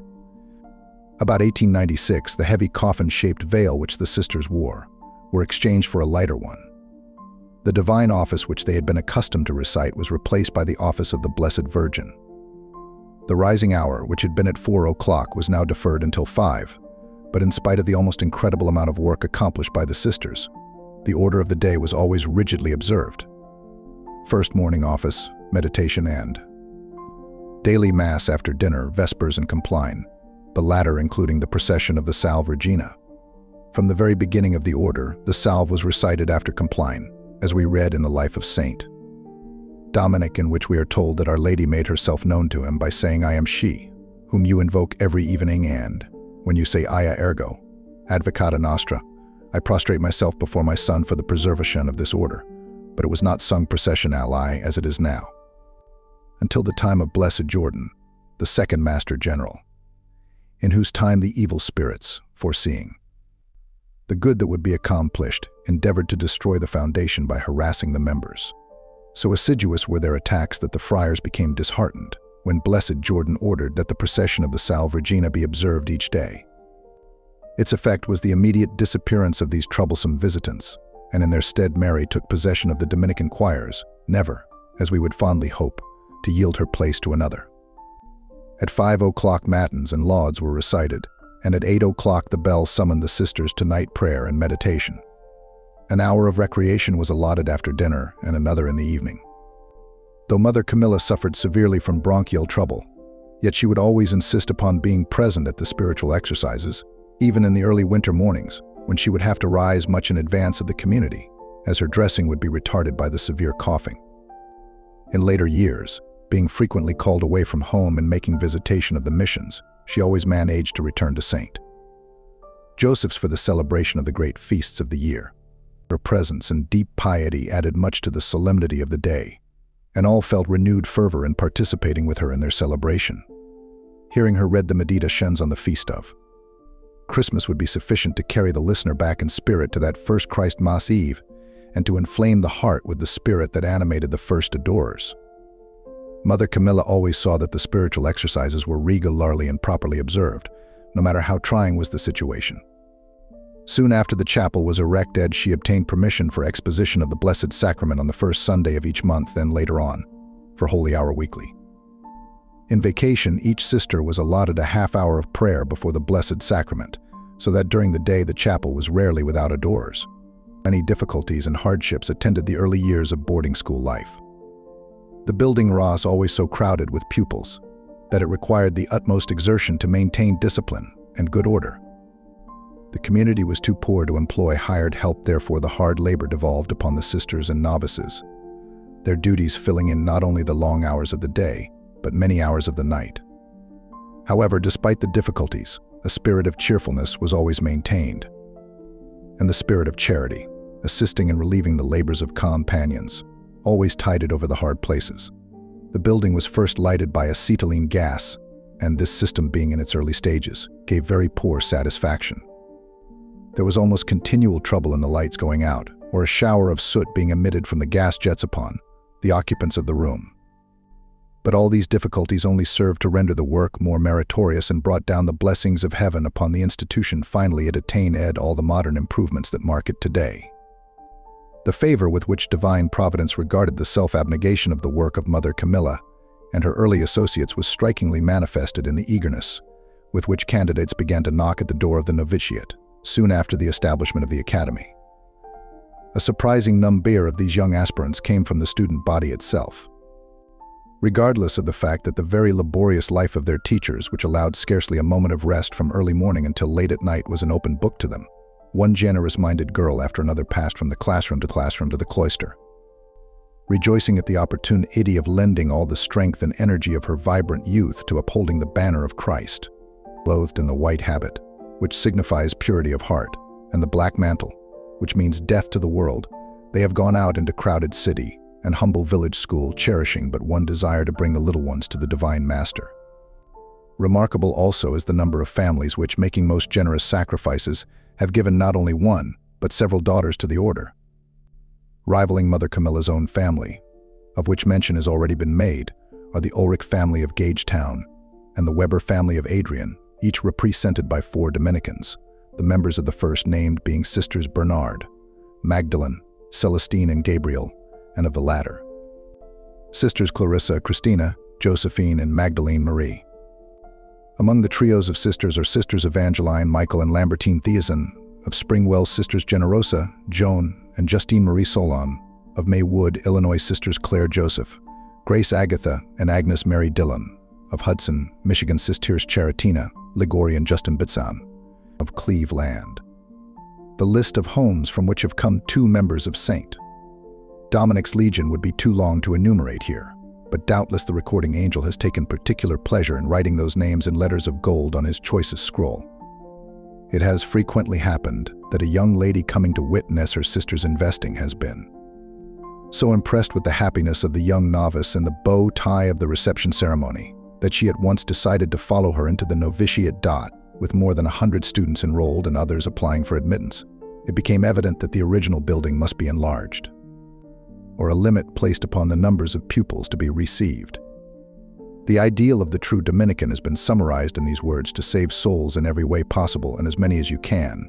So true to the spirit of her order, Mother Camilla resolved to extend the sphere of the Academy's activities. And in 1902 began the construction of the west wing of what now constitutes the main building. This addition comprised auditorium, dormitories, and private rooms. Undertaking such a building with resources so limited was a task which in itself was sufficient to cause worry and anxiety to the one in charge. Difficulties were piling up, and it seemed as though the climax was reached when Mother Camilla received a summons to appear in court to answer charges preferred against her. One of the students had entered the novitiate in opposition to her relatives' wishes, and they had procured a writ of habeas corpus to compel her to return home. The postulant, who had made her decision only after much thought, supplemented by fervent prayer, was opposed to leaving the convent, and Mother Camilla felt that she was bound in conscience to defend her, but what it cost her to do so can be easily imagined. For a quarter of a century she had avoided the world as much as possible, and now she must step into the limelight and be made the cynosure of all eyes amid a crowd morbidly curious as to convent doings. So curious a trial has seldom been seen. Only one lawyer was found in the city that could be induced to espouse the plaintiff's cause. Most ridiculous were the questions put to the witnesses. The Reverend M.J. Fleming, chaplain at the Academy, was put through a long ordeal, and when the lawyer ran out of questions, he took up a Baltimore catechism, which he had procured somehow, and tested him out on the questions and answers. Father Fleming endured it for a time, then excused himself from this class in Christian doctrine. Mother Camilla was kept on the stand nearly 2 hours, a trial which entailed no slight nervous strain, but never did her native wit, common sense, and self-control appear to bet to her advantage. Released at last, and getting off the stand, she broke into tears and reproached her counsel, the Honorable Henry Smith, M.C., for not releasing her sooner or coming to her aid. He replied, "You were doing so well that I saw no need of assistance. Everyone was waiting anxiously until Dr. O'Healy should be called, but the opposing counsel, realizing the odds against him, gave the doctor only a few moments to testify." The case was dismissed by the court, but it had one result that could scarcely have been foreseen at the time in 1923, when the lawyer that opposed Mother Camilla was running for office and was certain of victory. The tide was turned, and he was defeated by the sisters' votes. Some months after this event, Mother Camilla and Mother Philomena celebrated their silver jubilee. God had richly blessed their work for him, from the days of their girlhood consecration to his service, and they could look back with joyous hearts over the long path which they had trod, a path beset with many trials and unceasing labor, but beautiful with the light of heaven shining on it all the way. Probably never since the day of their holy profession had they known such unalloyed happiness as at the moment of Holy Communion in that Jubilee Mass, when they renewed in their youthful vows of fealty to the King of Kings. From the east and from the west, from the clergy, old pupils, and other members of the laity poured in congratulations and felicitations, while each sister in the branch houses, as well as those at the Academy, had prepared some gift for the mother, whose name they held in benediction. As is usual on such occasions, a suitable program had been prepared, and as a part of the entertainment, Dr. O'Healy had dramatized the court scene described above, the danger being passed. Mother Camilla thoroughly enjoyed the humorous situation. In 1904, Sister M. Raymonda was put in charge of the high school and made mistress of studies. A happier choice could scarcely have been made. Endowed by nature with rich mental gifts which would have won for her an enviable reputation, even as a secular teacher, she brought to bear upon this work all the zeal and energy of a life devoted solely to the service of God. Giving of her own efforts unstintingly, she would accept nothing but their best from her pupils and held them constantly to a high standard of scholarship.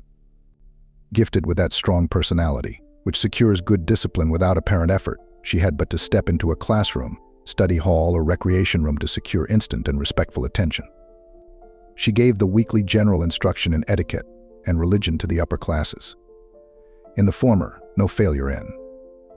Good manners during the preceding week was ever passed over in silence, but politeness and courtesy, even in the most trifling matters, was always insisted upon, and dignity, modesty, and gentleness held up as the fairest adornments of Christian womanhood. Culture and refinement became second nature to those under her charge. To her religious instructions might be applied these beautiful words. Once written of another nun, tear counsels were fraught with the spiritual wisdom of her own dedicated heart. For almost 20 years, Sister Raimonda fulfilled the duties of this important position. And the best memorial of her splendid work is reared in the grateful hearts of the hundreds of capable, high-minded, and edifying young women who passed out from her hands. In 1905 began the erection of the present Holy Rosary Chapel that stands out so prominently among the pile of buildings that constitute St. Joseph's College and Academy. To one less spiritual-minded, it might have seemed that there were more pressing needs at that time than a chapel. But Mother Camilla's first thought always was to build a house for God, and that the other buildings would then be sure to follow. She determined that this one structure should be large enough to be a fit abode for the prisoner of the tabernacle. The design was taken from a church in New York City, which Mother California Milla had been accustomed to frequent. The chapel is Gothic in style, and all its finishings are of exquisite white marble statues, communion rail, and gleaming altars, all reflecting the spotless purity of her, in whose honor it was named. In the main altar, a beautifully carved replica of Da Vinci's Last Supper reminds the visitor that the center of Catholic worship is the Eucharist. In effective contrast to the immaculate whiteness of the rest of the interior are the softly glowing stained glass windows, which were the pride of Mother Camilla's heart. She herself procured models for the figures to be sketched thereon, selecting these from various holy pictures which especially appealed to her. She would have Alpha the saints represented with beautiful spiritual faces, and would not tolerate a homely countenance. The windows portray the various mysteries of the Rosary, and in spring and summer, when the sisters assemble in the chapel for their early morning devotion, meditation books might easily be dispensed with. For the light shining through the many tinted panels reveals the life of Christ from Nazareth to Calvary and on to the glorious heights of the Ascension Mount. Artistic as was the result, the project seemed out of proportion to existing conditions, considering the small community and the number of students attending at the time when it was finished, and the few sisters on either side of the choir could scarcely make themselves heard across the spacious aisles. Then Mother Camilla's heart quailed, and it took from her the joy that the structure should have imparted. She saw only the large, empty space and imagined it would remain so however the years saw the gradual filling up of the chapel, until a new fear came, that it would not be sufficiently large. The venerable foundress lived to see the day when, large as it was, her own white-robed daughters crowded it to the very doors. At its dedication, Our Blessed Lady must have arranged the numbers to correspond with the mysteries of the Rosary, as 15 postulants were clothed with the habit, and 15 novices made profession on that memorable day. Following the completion of the chapel began the erection of the rectory. The chaplain, Reverend M.J. Fleming, had long endured the noise attendant upon boarding school life and rejoiced exceedingly when his own pleasant home was completed. These pages would not be complete without at least a brief tribute to one who for 15 years guided the spiritual destinies of the community. Reverend M.J. Fleming came to the Academy as chaplain in 1898 and remained as such until his death. A native of the Emerald Isle, he brought with him to his adopted country his natural heritage of true piety, which in his priestly career manifested itself in rare sacerdotal zeal. Of him it might truly be said that he was a model shepherd of souls. Dignity and mildness marked his outward demeanor, while his spirit of prayer gave evidence of the fire of charity that burned in his heart. His humility made him most considerate of others and averse to causing the least trouble. Gentle, kind, and affable to all who sought his guidance or claimed his care, his simplicity, sincerity, and sympathy inspired confidence and esteem in even the most timid.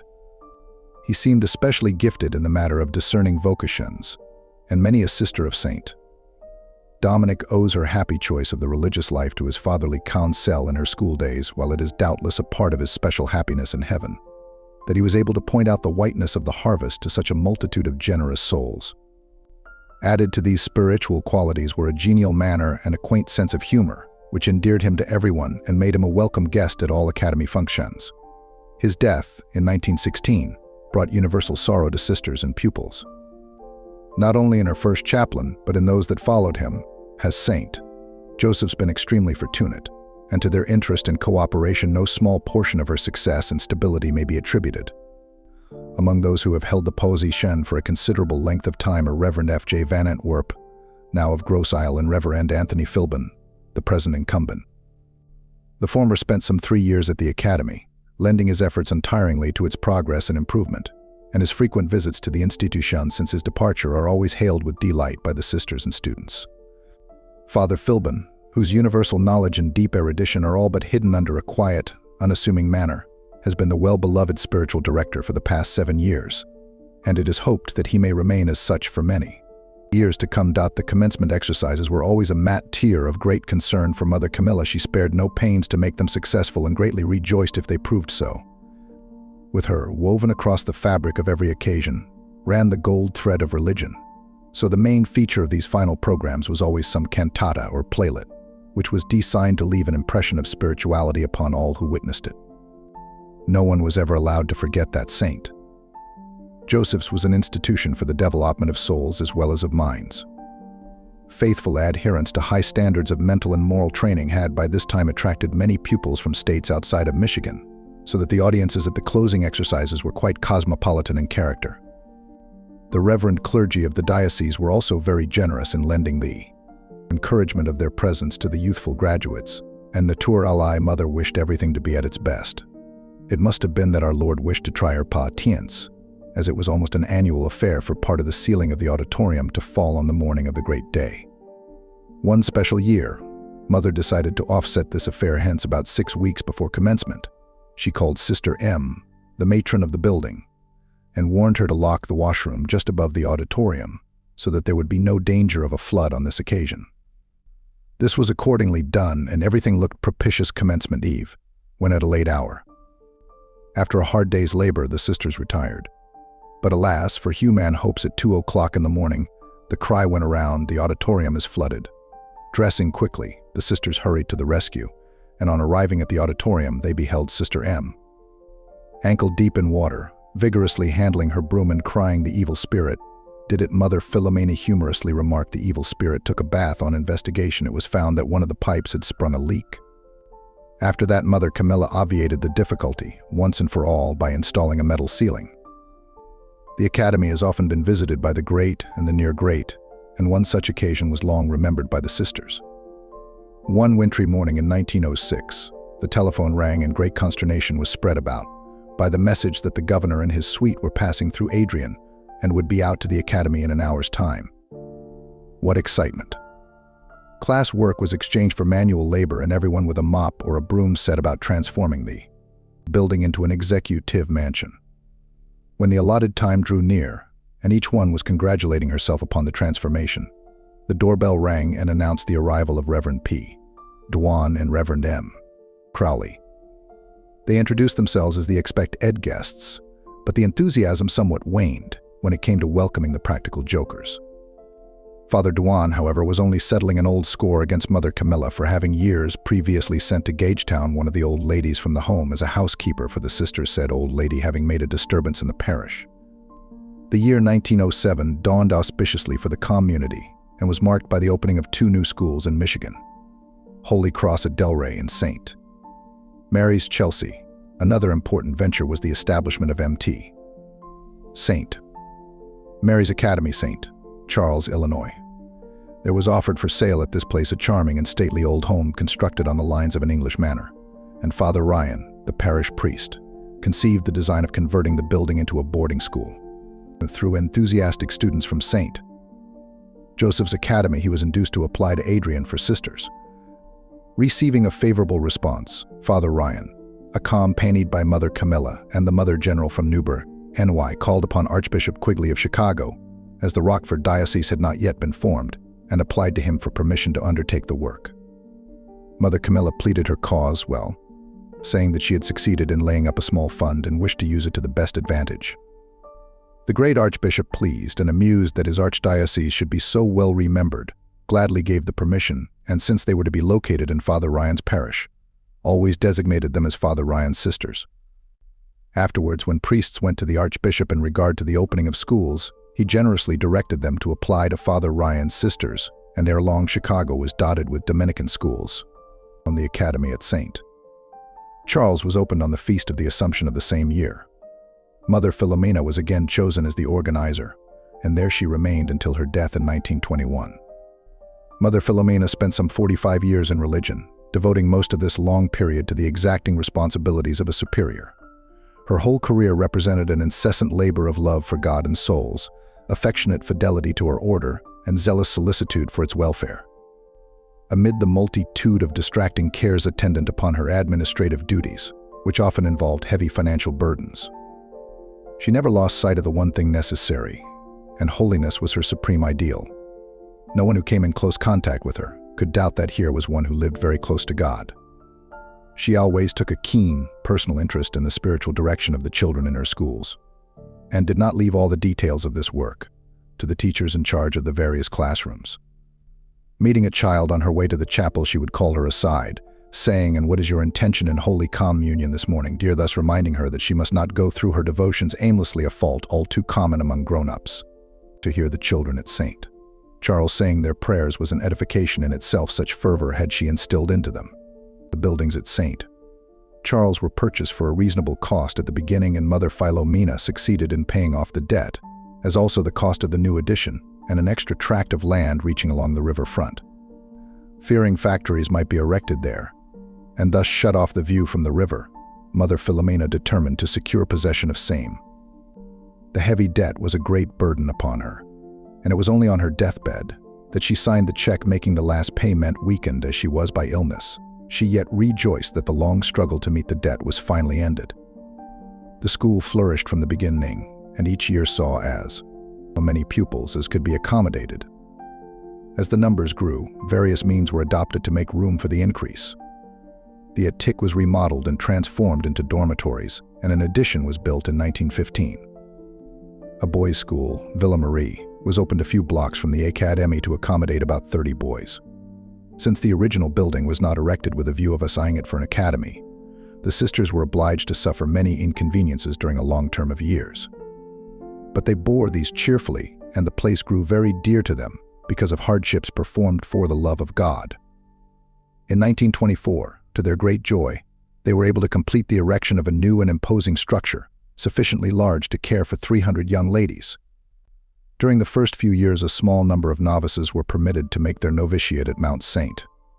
Mary's, and under the watchful eye of Mother Philomena, the young religious were trained in all the virtues becoming their exalted state.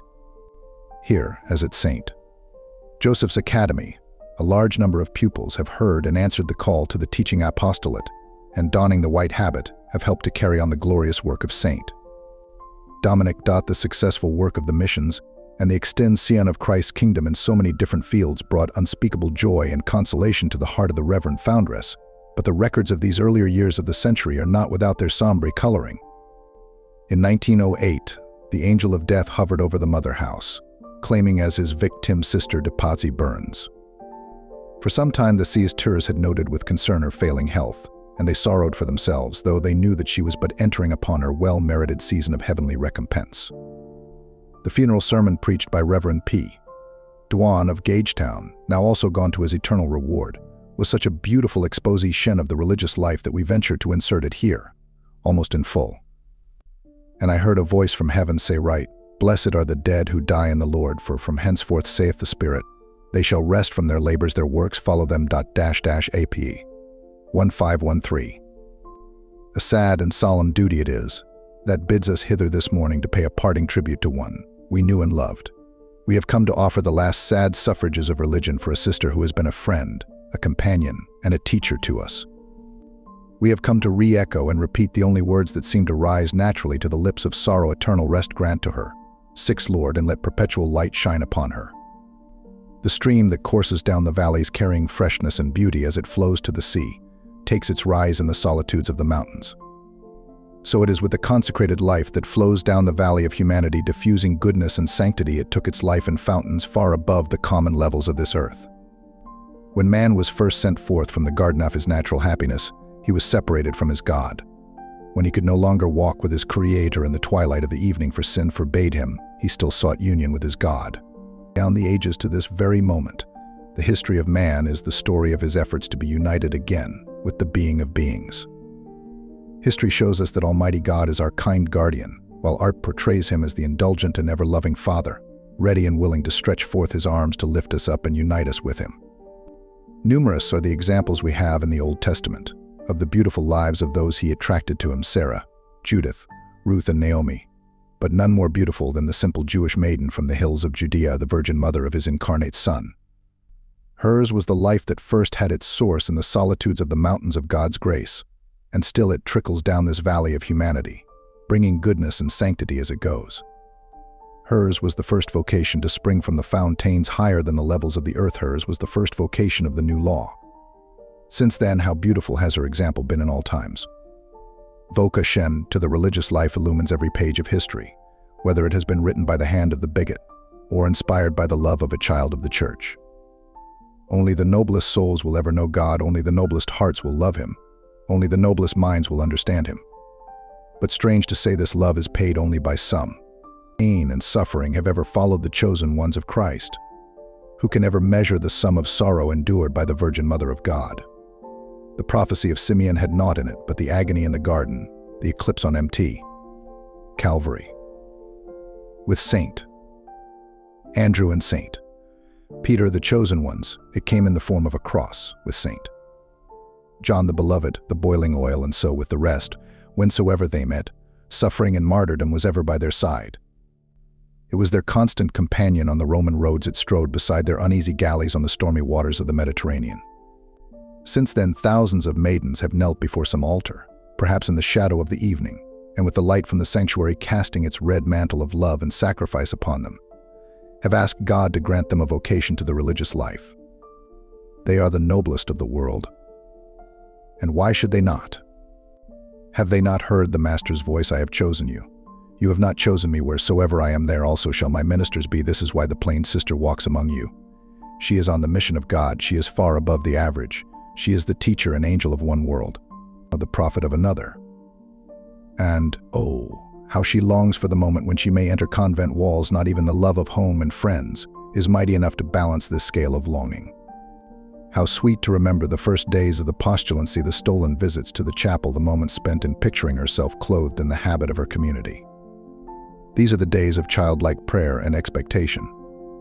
How does the sun shine on that morning when she dons the costly robe of the world for the last time, and with the veil of a bride placed upon her head, she presents herself before the bishop and in the presence of loving friends begs the privilege of crucifying herself for the love of God. How anxious is she to answer the pontiff when he bids her go forth into the world and enjoy its pleasures, if she doubts in the least her strength to carry out her resolutions. No, RT, Reverend Father, for the love of God, allow me to remain. I can do all things in him who strengthens me. These are the days lived with the angels, a newness of life, a newness of companionship, the portals of heaven. But this is only a preparation for the solemn moment when she is again to present herself before the bishop and ask permission to make her resolution eternal. Love is endless. Love is as old and as strong as God, for love is God. And casting herself upon the floor, despising all things the world may place before her, accepting all trials for the love of God, she places the seal of eternal oblation upon her soul. She pronounces her vows, and Almighty God again gives her the privileges and graces of a second baptism and makes her a child of his kingdom by a double right. You may ask why this is done, why she thus makes such tremendous promises, and I will answer the question of vocation for you by repeating the words of our blessed Lord. I have chosen you, you have not chosen me, not love of friends, not love of home. Not love of the world and its vain pleasures can command such a sacrifice. Only the love of God, and that love will find its reward with him in heaven. Wheresoever I am, there also will my ministers be. Travelers tell us that on the windswept isles of the southern seas, rain never falls, but large trees, growing on the mountain sides, project their spiral heads into the very clouds, and moisture trickles down their broad foliage and flows in streamlets down the craggy steps, and to nourish the wayside flow ears, and gladden the hearts of the children of the valleys below. So does the consecrated of God. She stands on the mountains of this world of ours, and like Moses of old, from her hands drop graces to lighten the burdens of those in the world. Not for the praise of the world does she labor. Not for the praise of men does she hang upon the cross. She knows the part she is working for, the kingdom of heaven. And when the last moment comes, she will not see the cares and pangs of this life still cling to her, as the world fades from her eyes, but like the early watchers of morning's eternal sun, if true to her promises. Her life will be the portal of heaven. Last night in yonder city a beautiful ball was in progress. Many young ladies glided over waxed floors, and thought of naught but worldly pleasures at the time when they were at the height of their festivities. I wandered into this chapel and saw this white casket guarded by two tiny tapers, while kneeling on either side, two faithful souls kept silent death watch beside their friend. Then I felt conscious of the red glow from the sanctuary lamp, and I thought I heard from the tabernacle, "Blessed are the dead who die in the Lord." On this occasion, should I speak words of praise, I would be faithless to the sacred duty imposed upon me. I came to pay the debt of love I owe her, not to praise her. Sister Depazzi was not of a low nature that sought praise. She was a true religious. Today she is forsaken by the world and by friends. A simple wreath rests upon her casket. Placed there by loving hands, its pink shade tells us of love and suffering, the white chastity. She was faithful to her God, faithful to every obedience imposed upon her. The world holds out nothing for her. God is her reward. But my duty would not be complete if I did not appeal to you in your charity to pray for her soul. As a teacher, she was a model religious, with a strong love for God and faith in His goodness. As a subject, ever faithful and proud of her community, loyal with answering loyalty to the superiors God placed over her. We have lost a friend, a companion, a teacher. So permit me to repeat words in the name of all farewell. Farewell, beloved sister. Be mindful of us in the land of the living. The next 2 years marked a wide expansion in the activities of the rapidly growing community, 4 states, Michigan, Ohio, Illinois, and New Mexico, claiming the services of the Adrian Dominicans. In 1909 were opened Nativity School, Cleveland St.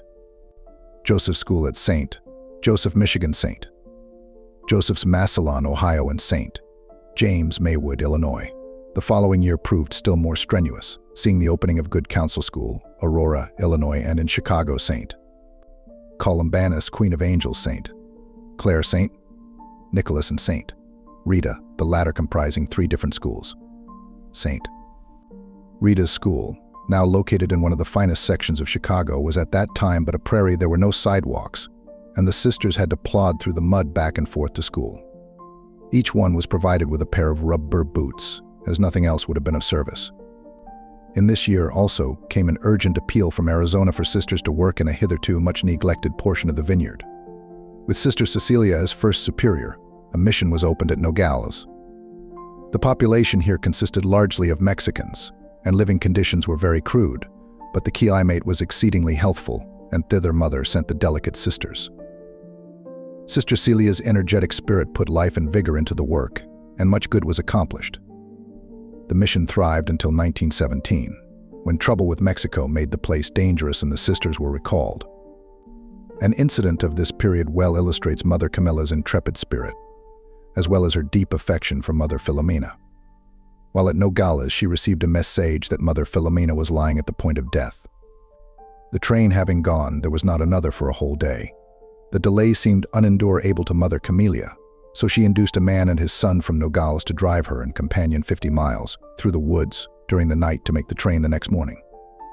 While the son drove, the father had his firearms ready should they meet with roving Mexicans, who were causing terror throughout the country at that time. Only Mother Camilla's strong faith and confidence in God would have essayed and brought them through such a perilous trip. As if the presence of the companion of her youth had called her back from the land of the dim shadows, toward which she had been so rapidly drifting, Mother Filomena revived and gradually recovered from the illness. The year 1910 was a noteworthy one in Adrian, as it witnessed the rebuilding of the central part of the main building.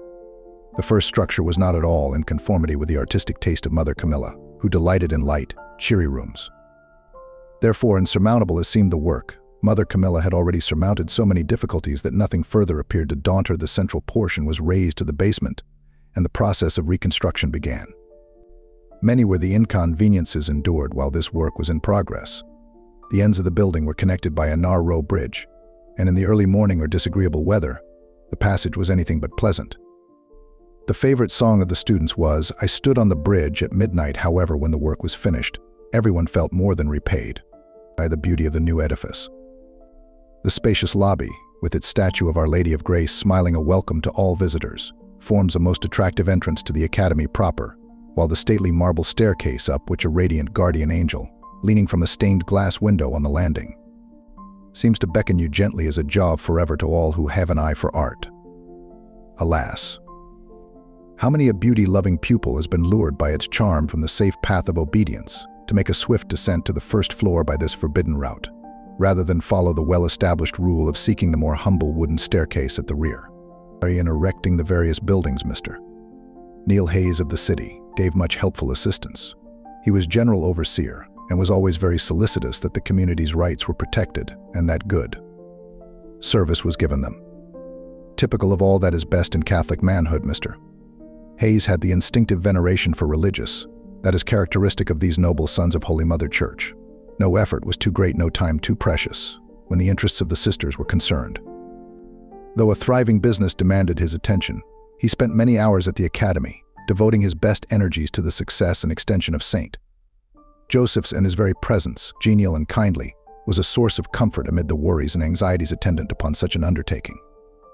His brother Dennis Hayes of Detroit, a most capable lawyer, rendered invaluable aid to Mother Camilla in a legal way.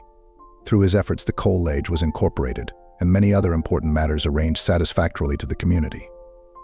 It was during this same year that a beautiful addition was made to the academy grounds. Each year, on the occasion of Mother Camilla's feast day in July, the sisters sought to present her a gift to enhance the joy of the occasion. And this year, Sister M. Ida conceived the idea of erecting a grotto of Lourdes on the campus, the same to be regarded as the feast day gift. The different missions were called upon to contribute, and they did so generously. Mr. Koenig of Chicago constructed the grotto of artificial rock, and the beauty of the finished structure far surpassed their fondest hopes. Mother Camilla was greatly pleased with this gift, and henceforth sought to make it tend to increase devotion to Our Blessed Lady. Each year in the month of May, the students make a novena to Our Blessed Lady. In the evening they file out processionally and sing the litany of Loretta before the grotto. There, amid the glories of the setting sun and the vesper hymns of the songsters in the boughs above their heads, their thoughts are directed to the close of life's day, and they are reminded of the welcome Our Lady will accord them then, if they are faithful to her. The novena closes with a procession throughout the campus, all reciting the rosary aloud and finally passing through an archway of white lilies. One of the most exemplary students among the graduates crowns Our Lady. The venture of erecting the grotto proved so successful that the following year the sisters presented the angel statues that stand on guard at the entrance gate. The anxiety attendant upon the establishment of so many new missions, as well as the constant attention necessary to the affairs of the mother house, proved a heavy drain upon Mother Camilla's vitality. She endured a very severe attack of illness, so severe that her life was despaired of, and it seemed that prayer alone was the means of restoring her. When she had somewhat recovered, she was advised to go west, taking with her a companion. She set out for Phoenix, Arizona. They arrived at that place in August when everyone was leaving there on account of the heat. So intense was it that the two sisters wondered why they did not succumb.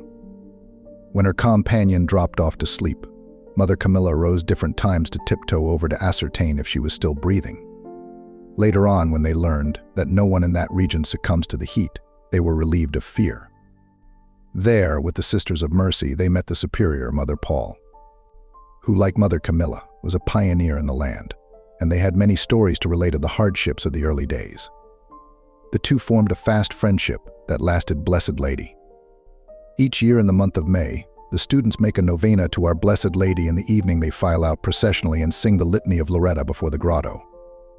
There, amid the glories of the setting sun and the vesper hymns of the songsters in the boughs above their heads, Their thoughts are directed to the close of life's day, and they are reminded of the welcome Our Lady will accord them then, if they are faithful to her. The novena closes with a procession throughout the campus, all reciting the rosary aloud and finally passing through an archway of white lilies. One of the most exemplary students among the graduates crowns Our Lady.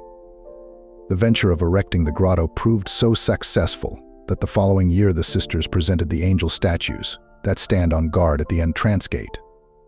The anxiety attendant upon the establishment of so many new missions, as well as the constant attention necessary to the affairs of the mother house, proved a heavy drain upon Mother Camilla's vitality.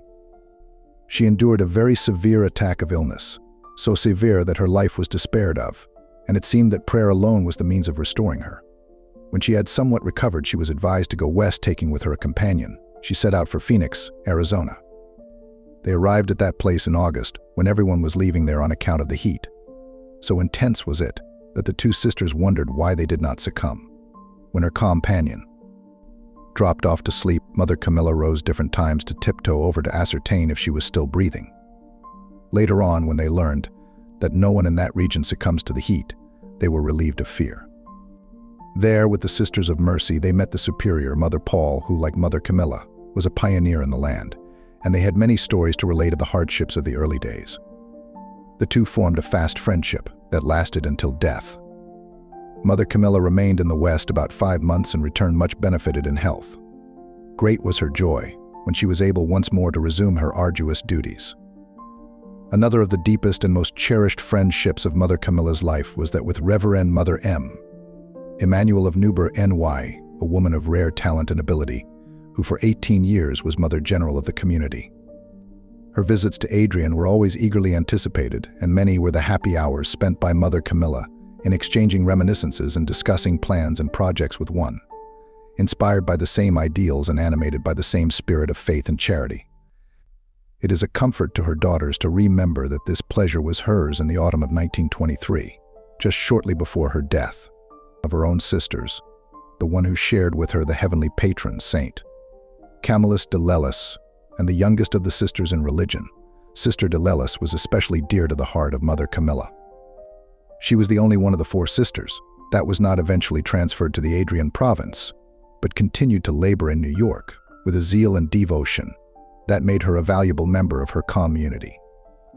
Her occasional visits to Michigan formed joyous episodes in Mother's life, during which she could, for a brief space, forget the heavy responsibilities of her office and wander with a kindred spirit through the sweet and fragrant lanes of early memories. The late summer of 1911 saw 2 new bands of mission sisters departing from the academy, the one destined for Our Lady of Good Counsel Parish, Chicago. The other for Our Lady of Sorrows, the first school opened by the community in the city of Detroit. On one occasion during this year, Mother Camilla had a startling experience. While waiting at a lonely railway station, she went into the restroom, which was in utter darkness, and the door slamming behind her, she found herself locked in, with no means of making her cries for assistance heard. For a moment her heart stood still, and she had visions of the train departing without her. Then faith and confidence came to her aid. Applying to Saint Anthony for help, she promised to erect a statue in his honor if he would assist her in her need. Scarcely had she made the compact when she was enabled to unfasten the door and regain her freedom. The statue of Saint Anthony in the Academy Chapel was erected in fulfillment of this promise. The constant demand for sisters in new places and the rapid growth of the schools already established had drained the community of available teachers, so that in 1912 only one foundation was made, that of St. Mary's, Elgin, Illinois. The next year saw the sisters beginning their labors in Columbus School, Harvey, Illinois, and in St. Lawrence's Parish, Chicago. In 1914, the way seemed clear for carrying out a long-cherished plan of providing a home for the sisters, and a commodious building consisting of a novitiate, study hall, and a number of private rooms was erected to the north of the academy. With glad hearts the sisters removed their articles of furniture thither, but never succeeded in occupying the same, as when September came the rush of pupils crowded out everyone else, and the sisters were forced back into the quarters they had previously occupied. One great improvement was made at this time in the erection of a steam laundry, with all the modern equipment, which saved the sisters many hours of laborious work. A few years later, when a searching investigation was ordered by the governor into the methods employed at the State Industrial Home for Girls, which is also located at Adrian, a committee of prominent men visited the academy to inspect this central laundry, with a view to installing a similar one at the home. They made use of the opportunity to visit all the departments of St. Joseph's, and the next day there appeared in the Detroit daily papers a glowing account of their visit and a splendid tribute to the efficiency of the work accomplished at the academy. But as if to offset signs of progress, the community now suffered a disastrous loss by the burning of the barns and all their contents, including the farm horses. With a generosity that will always be fully remembered by the sisters, the businessmen of the city donated a fine automobile, which rendered invaluable service for many years, and the barns were soon replaced by newer and better buildings. St. Patrick's School at Joliet, Illinois, was opened in 1914, as was St. Alphonsus, Deerfield, Michigan, some 20 miles from Adrian. At the same time, 4 courageous sisters departed for Sacred Heart School, Munizing, in the cold Upper Peninsula region, where winter reigns 2/3 of the year and snow and ice linger under the very feet of May. But the climate, though severe, is most invigorating, and the sisters soon grew very fond of their North Urn home. One of the curious little incidents which Mother Camilla was fond of relating occurred in 1917. She was making a trip by auto from Chicago to Joliet shortly after entering the city limits the Machinias when September came. The rush of pupils crowded out everyone else, and the sisters were forced back into the quarters they had previously occupied. One great improvement was made at this time in the erection of a steam laundry, with all the modern equipment, which saved the sisters many hours of laborious work. A few years later, when a searching investigation was ordered by the governor into the methods employed at the State Industrial Home for Girls, which is also located at Adrian, a committee of prominent men visited the academy to inspect this central laundry, with a view to installing a similar one at the home. They made use of the opportunity to visit all the departments of St. Joseph's, and the next day there appeared in the Detroit daily papers a glowing account of their visit and a splendid tribute to the efficiency of the work accomplished at the academy. But as if to offset signs of progress, the community now suffered a disastrous loss by the burning of the barns and all their contents, including the farm horses. With a generosity that will always be fully remembered by the sisters, the businessmen of the city donated a fine automobile, which rendered invaluable service for many years, and the barns were soon replaced by newer and better buildings. St. Patrick's School at Joliet, Illinois was opened in 1914, as was St. Alphonsus, Deerfield, Michigan, some 20 miles from Adrian. At the same time, 4 courageous sisters departed for Sacred Heart School, Munizing, in the cold Upper Peninsula region, where winter reigns 2/3 of the year and snow and ice linger under the very feet of May. But the climate, though severe, is most invigorating, and the sisters soon grew very fond of their North Urn home. One of the curious little incidents which Mother Camilla was fond of relating occurred in 1917. She was making a trip by auto from Chicago to Joliet shortly after entering the city limits. The machine was ordered to halt. The driver, anticipating a hold-up, was about to speed away when the man leveled his gun and thus enforced his command.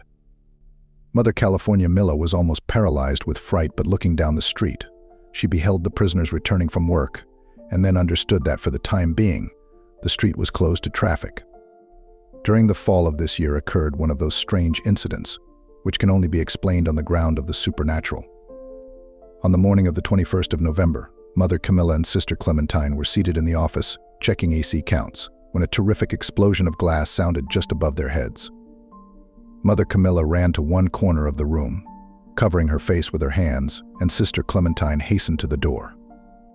When they recovered from their fright, they went to examine the wreck, but to their surprise could behold nothing misplaced in the office. They then examined all around and questioned relative to any AC sighting having occurred, but no one had heard anything but themselves.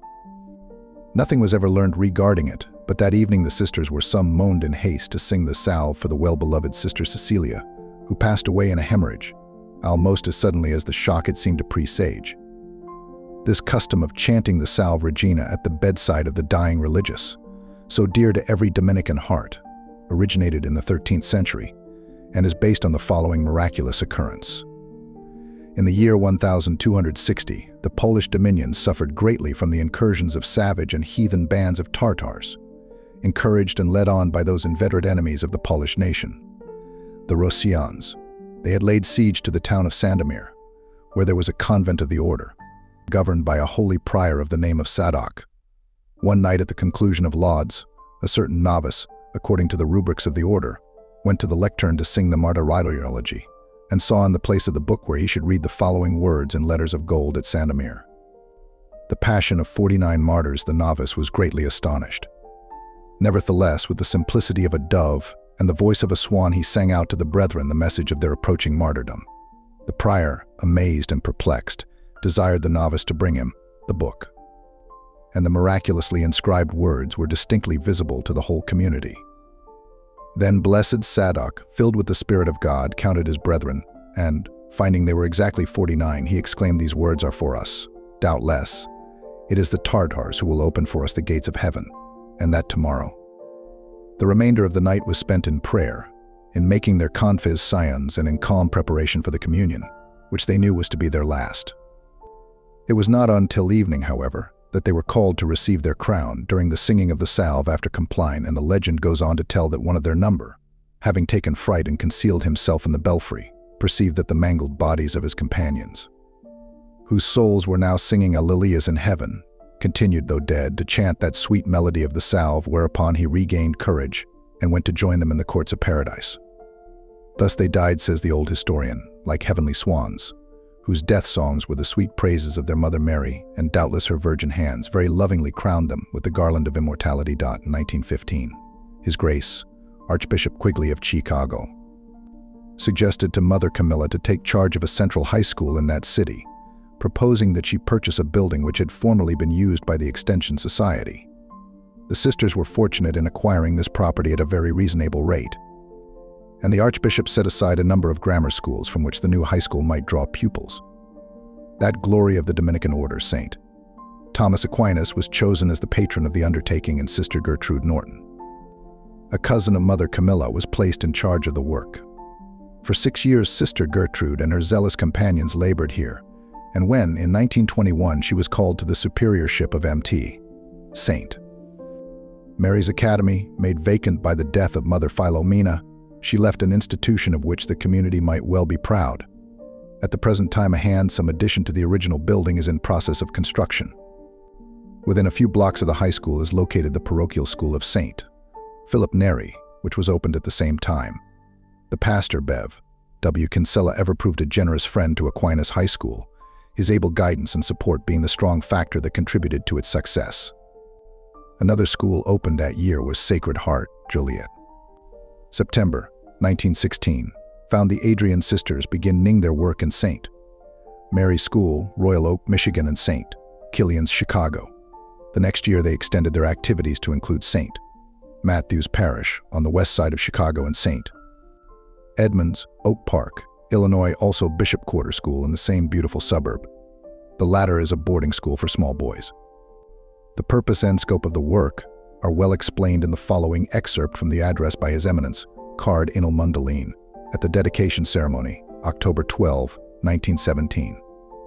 Some time ago, an old religious, who has been in many parts of the world and has a deserved reputation for both knowledge and experience, told me that the greatest work of charity in this diocese during the past 2 years was the establishment of the Bishop Quarter School for little boys. For, said he, you will find plenty of convent schools for girls of all ages, but few, if any, seem to think of and make provisions for the little Liois. I tell this now for the consolation of the good Dominican sisters and their mother prioress, who so cheerfully took up this work when it was offered to them by the Archbishop. Personally, I have rarely found anybody so helpless and so lonesome as a young husband whose wife has died and left him the whole care of their little children. He actually seems lost. He hardly knows where to turn in his grief for the wife who is gone and his love for the little ones that remain. He has not the time, for he must work, nor the knowledge, for that belongs to a woman, to care for them. He does not want to give them to others, for they are bone of his bone and flesh of his flesh. He wants to see them often, for they are his children, and they remind him, too, of the wife whom he loved. He wants to see them cared for, kept clean, properly fed and educated in mind and molded in soul.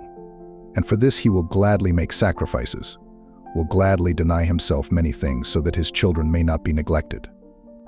Often the poorer he is, the more he desires it, the more sacrifices he will make. An incident occurs to me now, which is very vivid, although it happened many years ago. I had established a little school under the care of the sisters. It was a free school, but in a fashionable neighborhood, and I was compelled to restrict it to children living within the parish limits, or whose parents were pew holders. One night, a plainly dressed woman called on me. She reminded me that as a young priest I had married her, the husband being a non-Catholic. She told me that they now had 3 boys and had lately moved into the neighborhood. I found on inquiry that they were living just outside the parish limits. Of course, Jay had to adhere to my rule, but her plea to have the boys entered in this school was so earnest that I picked out the 2 lowest price seats and then cut even that price in 2. But when I told her what it was, she shook her head and said, "I'm afraid we can't make it. My husband is only a clerk. He earns $19 a week. We pay $20 a month rent. And 3 boys need a lot of clothes and food. I don't see how we can afford it." Well, I said, "Go home and think it over and come back again on Wednesday night to see me." She came back again on Wednesday saying I talked it over with husband. When we could not find any other way, he said, "I want the boys to go to a Catholic school, and to pay seat money, I will give up smoking. You can keep my tobacco money that will pay for the seats." "All right," I said. "Send the boys. I'll find room for them in the school.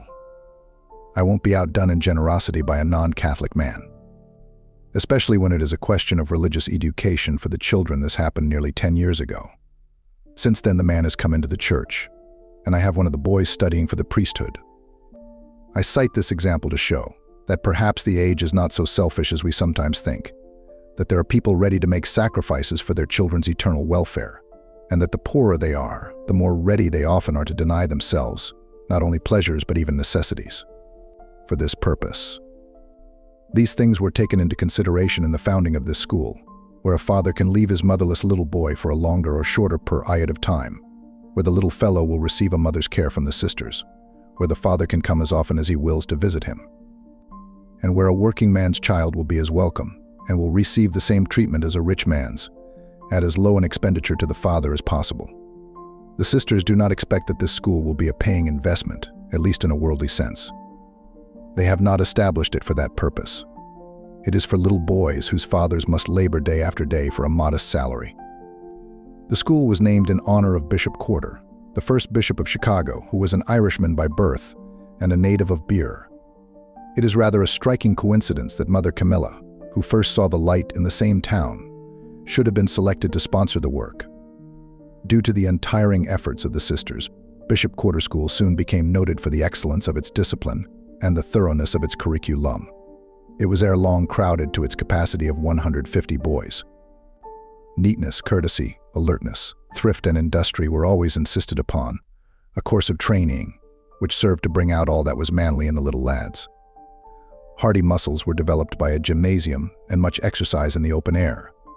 But more important than this physical and mental growth was the budding forth of the fair flower of spirituality in their young lives. For there was ever put before them as their model the strong yet gentle boy of Nazareth, who did not fear to work with his hands, but who loved his parents and was subject to them. The almost phenomenal growth of Detroit during the past decade has necessitated the formation of many new parishes, and the truly apostolic zeal of Bishop Gallagher for the little ones of his flock shines forth brightly in the fact that, in almost every case, a school has been the first building erected. The Adrian community was consequently called upon to undertake foundations in the city, and to these requests Mother Camilla responded with her accustomed generosity. To save souls and more souls had ever been her desire, and it but increased in intensity as she passed into life's late afternoon, where cool and long the shadows grow. In 1919, the sisters began work at St. Gabriel's at the corner of Norman and Ferndale, and in St. Ambrose Parish, Altar Road on the far east side. In the latter, a high school was organized and proved most successful, its students carrying off many prizes in contests for scholarship and athletics. In the same year, another venture was made in the state of New Mexico, a mission being opened at Roy. This is both a boarding and a day school, and although the sisters work there under great difficulties, for the people are very poor, success has crowned their self-sacrificing labor and justified the opening of a second school at Tucumcari, in the same state. This small town is delightfully located in a very good section of New Mexico, some 40 miles from Roy. The next 2 years saw the opening of St. They're ISAs and visitation schools, both located in new and beautiful sections of the Michigan metropolis. So extraordinary has been the growth of these parishes that the number of teachers necessary at the beginning has been multiplied 3 or 4 times during the brief period of their existence. Both places have flourishing high school departments with splendid library and laboratory facilities. As if spurred on by the example of its neighbors, St. Alphonsus School at Springwells, which, since its establishment in 1897, had never grown appreciably, took a sudden leap forward. The encroachment of the city has entirely changed the face of the country here, which now presents the appearance of a prosperous suburban community. Here, too, the pupils have the advantage of a high school almost at their own doors. In 1921, the sisters were sent to St. Carthage in Chicago, a new parish adjoining that of St. Columbanus. It was during this year that Mother Philomena, after an illness of several months, departed from this life. Previous to her death, her mental distress had been very severe, and Mother Camilla's dread of seeing her sister thus depressed caused her almost as much anxiety. However, at the last moments approached, they proved calm and peaceful. Mother Camilla was kneeling by her bedside, praying fervently for the dying nun's happy passage to eternity, when she noticed a form of closely set lights rise from the face of Mother Philomena and mount upward. Her eyes followed it for a moment, then glancing downward to her sister's face, she beheld the features, which a moment before were fixed in the agony of death, now wreathed in a smile, as having beheld the angel's visit. When she looked upward again, the light had disappeared. Mother California Milla, who until then had such a fear of death, was no longer troubled in this regard. The loss of her sister was, however, a severe blow to her, from which she never entirely recovered. One in heart and mind, as they were sisters in blood and in religion, the cross pressed very heavily when they were separated. This year was made memorable by the completion of Sacred Heart College, a project which had been one of Mother's most ardent dreams for many years, and the realization of which brought her special joy. This handsome brick structure stands just west of the main building, and a subway connects the two.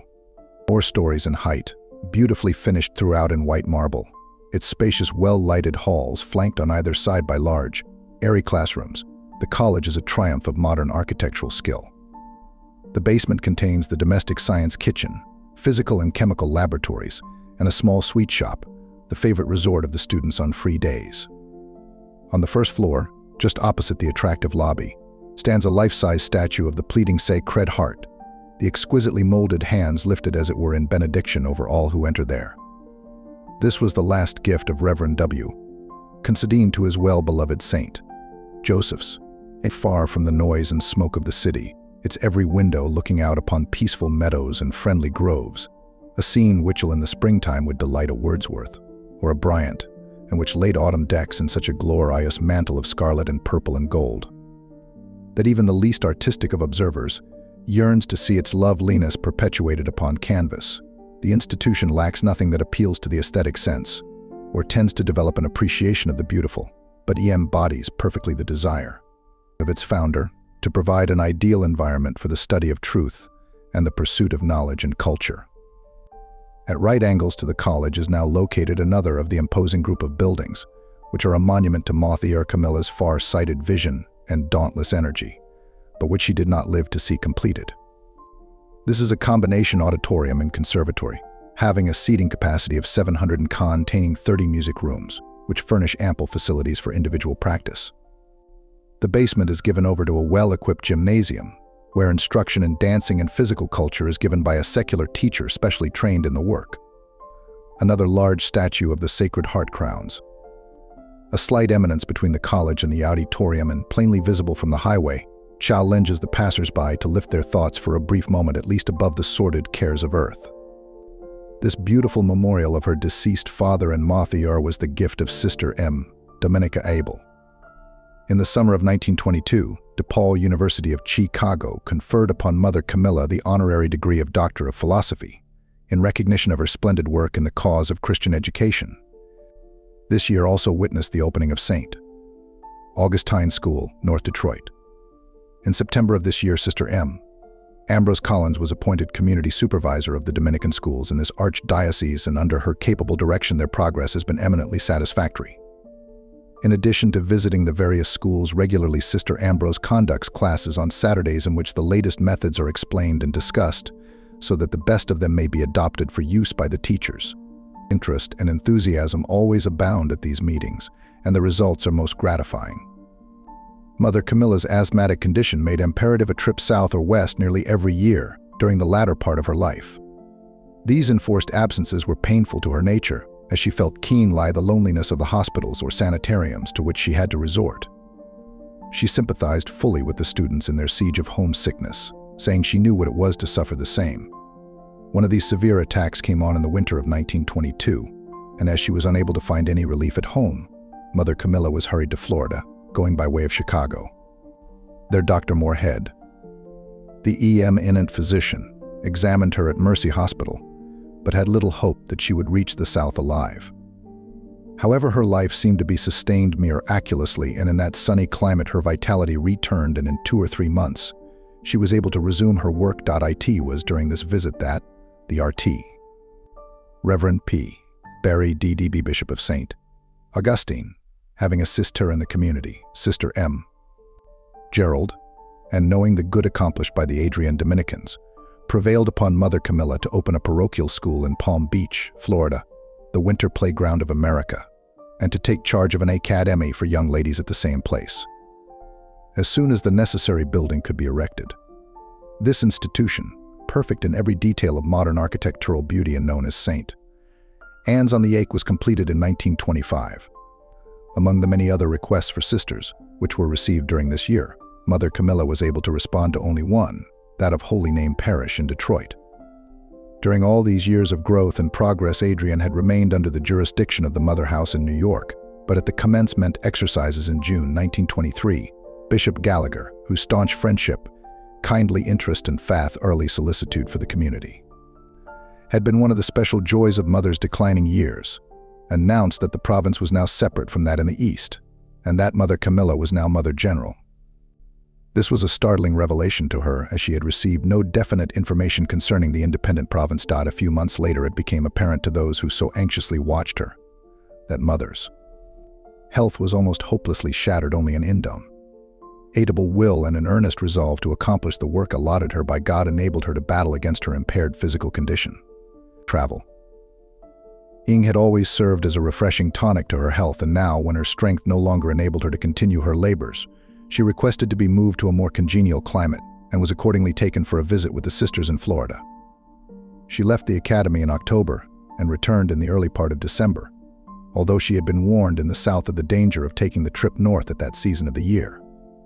However, her health being much improved and having arranged for a reception the latter part of the month, she felt obliged to make the effort. The reception was held a few days after Christ Mass. Providentially, it seemed, many of the sisters from the missions returned for the event, and thus had the consolation of seeing Mother Camilla lie before her death. Exhausted by the strain, the next day found Mother in a weakened condition, and day by day increased malady her on time, this from until the 8th of January, when she appeared to sink into a coma from which it was evident there would be no recovery. But as the viaticum was brought to her, the long years of responding to the call of the Master, and the ardent desire of her soul to meet the divine spouse in Holy Communion had power to rouse her from the lethargy into which she had fallen, and to maintain her in consciousness while the sacred rites were being administered. Then once more she lapsed into unconsciousness, her breathing growing fainter and fainter. One by one her sorrowing daughters slipped into the room and knelt beside her couch, stunned at the thought of their approaching desolation. Classes were DEs. Mistand the our students passed on to stricken the chapel to recite the rosary, which had been such a favor to devotion with her shadows grew. Longer in the death chamber a change passed over the well features, voice shaken by loved sorrow took up the beautiful words of the Salve Regina. And calmly the valiant Sulaf, Mother Camilla Pasto, the embracee of the heavenly bridegroom to whom for 50 blessed years of consecration had been faithful with a great faithfulness. Her remains were placed in the chapel she had loved so well, and hour after hour her bereaved daughters vied with each other in keeping prayerful vigil beside her, while ever and anon the children stole in on tiptoe to take one more look at the venerable countenance. The news of her decease spread far and wide, and innumerable were the suffrages offered for the happy repose of her soul by the clergy and laity throughout the country, as well as by her own community. An old student, who had not heard of her death, happened into a church in Toledo, where there were no Dominican sisters, and was startled when the priest turned from the altar to pronounce a eulogy of Mother Camilla and ask the prayers of his people for this noble woman, who had labored so long and well in the cause of Christian education.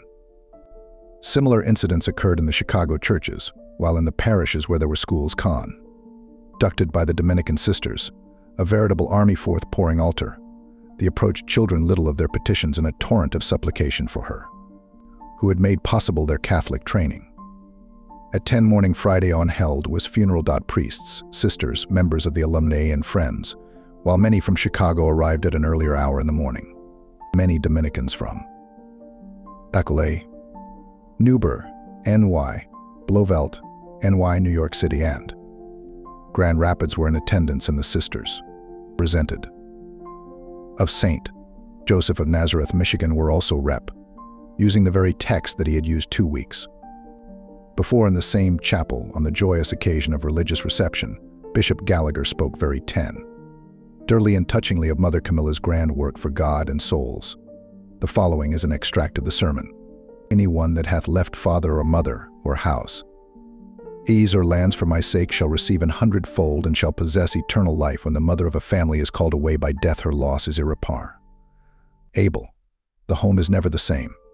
The children can never find that love and protection, that solicitude that the mother heart can bestow. So also here in this religious home, the loss of Mother Camilla, the foundress of this great institution, is irretrievable. It will never be the same for the priests who came here and experienced her warm welcome and her abundant hospitality. No matter what talents her successors may have, nevertheless this institution will never be the same since Mother Camilla has gone. It was only a few short weeks ago that we were gathered together to celebrate the happy son of Christmas, and little did we think that on this day we would be called upon to pay our last respects to her, for on that occasion she seemed to have gained a new lease on life. Nevertheless, it is true, and she has been called away by her Creator, who will reward her by uniting her to himself. The news of her death brought these words to my mind. Rabboni, when I am dying, how glad I shall be that the lamp of my life has been burned out. These must be the sentiments of every sister on her deathbed, and how much more for Mother Camilla, who had served so long. In the pioneer days when she started this great work, the Catholics in America were poor and unable to pay Catholic lay teachers the necessary wages, so it was necessary that there should be created here in the United States an institution such as never had existed before. It was necessary that the Church should raise up new orders of sisters to preserve the faith, teaching loyalty to God and the Church. To answer this call, holy women have come from all over the land, so there rose up almost mere. And this is such institutions of hundreds aculously upraised, as God is just that convinced are we saintly men in different ages to meet the crises was also so past, as Church the which through God of hands the instrument and mother reverend assured rest can we us before here lies she as Andy as affection her all gave she whom to Christ that ready to receive her. Nothing was too good, nothing too lavish to bow. The for love her show to and God, of house the Typhi master divine the for love her of her altar. The of victim her by revealed was life her consecrated she whom to offer to good too was nothing priests. For reverence solic. Her and abundant, so was hospitality her them believe not do I that great, so welfare therefore etude the inn, nor states united the in place any is there more equal. It's fine could you wear world whole, who diocese. The in priest every that believe I over she that saying and out me bear will hear. Called ever conducting in sacrifices possible greatest the maid proper the girls her give to is so institution. This homes many an established she thus in education, many an arise will there in faith. Of light the just soul. Or of repose the for prayers homes it how asked I mother to speaking was I time last pay. Small the on institution and run to possible was reppy the in make, to asked where girls the mence was. We want to do some work of charity, and the best charity we can think of is to enable young girls and young women whose parents would not be able to give them a Catholic education at a high rate to attend this institution. Today we are called upon to say farewell to Moth. Dear Camilla, and although we know the sanctity of her life and her many meritorious works, nevertheless we must not fail to remember that no one matter what our station in life, it is difficult to avoid sin. There. For I feel that the priests of the diocese and the thousands upon thousands who have profited by her teachings should remember her every day in the sacrifice of the Mass, in Holy Communion, and in the Stations of the Cross. May she rest in peace, and may eternal light shine upon her. Solemn services for the repose of Mother Camilla were held at St. Columbanus Church, Chicago by Rev. D.J. O'Orion, and the Adrian sisters that were unable to return to the Mother House had the opportunity of attending there. Telegrams and letters of condolence poured into the academy from archbishops, bishops, priests, and various religious communities, as well as numerous friends among the laity. Foremost in their messages of sympathy and offers of assistance were the members of the National Alumni of St. Joseph's College and Academy. This organization, formed in June 1904, has always given an example of a most splendid loyalty and was a source of great pride to Mother Camilla, including in its membership hundreds of efficient and devoted young women. It has been heart and soul behind every movement which could be of benefit to their alma mater. The foregoing pages, rambling and reminiscent, give but brief glimpses of the character of Mother Camilla, and but a faint idea of how supremely blessed were the Adrian Dominicans in their first Mother General. Great executive ability and deep spiritual ity are not always complementary, but in Mother California Milla they were blended in happy measure, and as she labored to erect a mighty institution for the honor of God, so in her own soul did she rear a spiritual edifice of surpassing beauty which must have delighted the heart of the Most High. To those who watched the progress of her work, her success seemed little short of marvelous, and they were at a loss to explain how a woman could accomplish tasks which would have been deemed impossible by many. But as those who dwell upon the mountain tops behold scenes which are invisible to those in the valley below, so from the heights to which her sublime faith exalted her. Ere Camilla saw visions hidden from those who had glory the for project that was gift, divine that of less of God and the good of souls. Then it could be AC. Accomplished obstacles might lie between sacrifices where hardship and suffering may be to have might to be expected, but eventually the end would crown proved results miraculous almost in work. The death her at trust. Boundless her of wisdom the Adrian, at academy and college stately the beside including missions, 55 credit her to stood their isle. In 220 Michigan, in schools 24 and 1 in Mexico's U and 2 Ohio, in 8 Illinois Gen. In outdone be to not God Almighty Florida. A field vast this for workers the supplied erosity. Short comparatively the in and labor evangelical increase community her saw she years 30 of space members, and were an inspiration to those who sought her ad. Vice in worry or discouragement. Esteem for her vocation brought to her lips almost daily those words of solemn warning: to whom much is given, of him much shall be expected. Fidelity to the smallest point of rule found expression in her frequent quotation: he who contemneth small things shall fall by little and little and little. Zeal for souls was a burning fire within her heart, and no sister ever left, for her year on the missions, without catching at least a faint reflection from it in her last interview with Mother. Those who instruct others unto justice shall shine as stars for all eternity. Her remains lie in the sisters' cemetery at the foot of the Pieta. Her memory lives on, enshrined in thousands of hearts which beat warmer with love of their Creator, because she did her work well. As a memorial to her, a beautiful set of Stations of the Cross was erected along the roadside leading to the quiet God's Acre, and now, in the peaceful summer evenings when the sisters visit Mother, they go to her along the Via Dolorosa made sacred by the feet of Christ. Is it not fitting that in death, as in life, she should lead them on to God?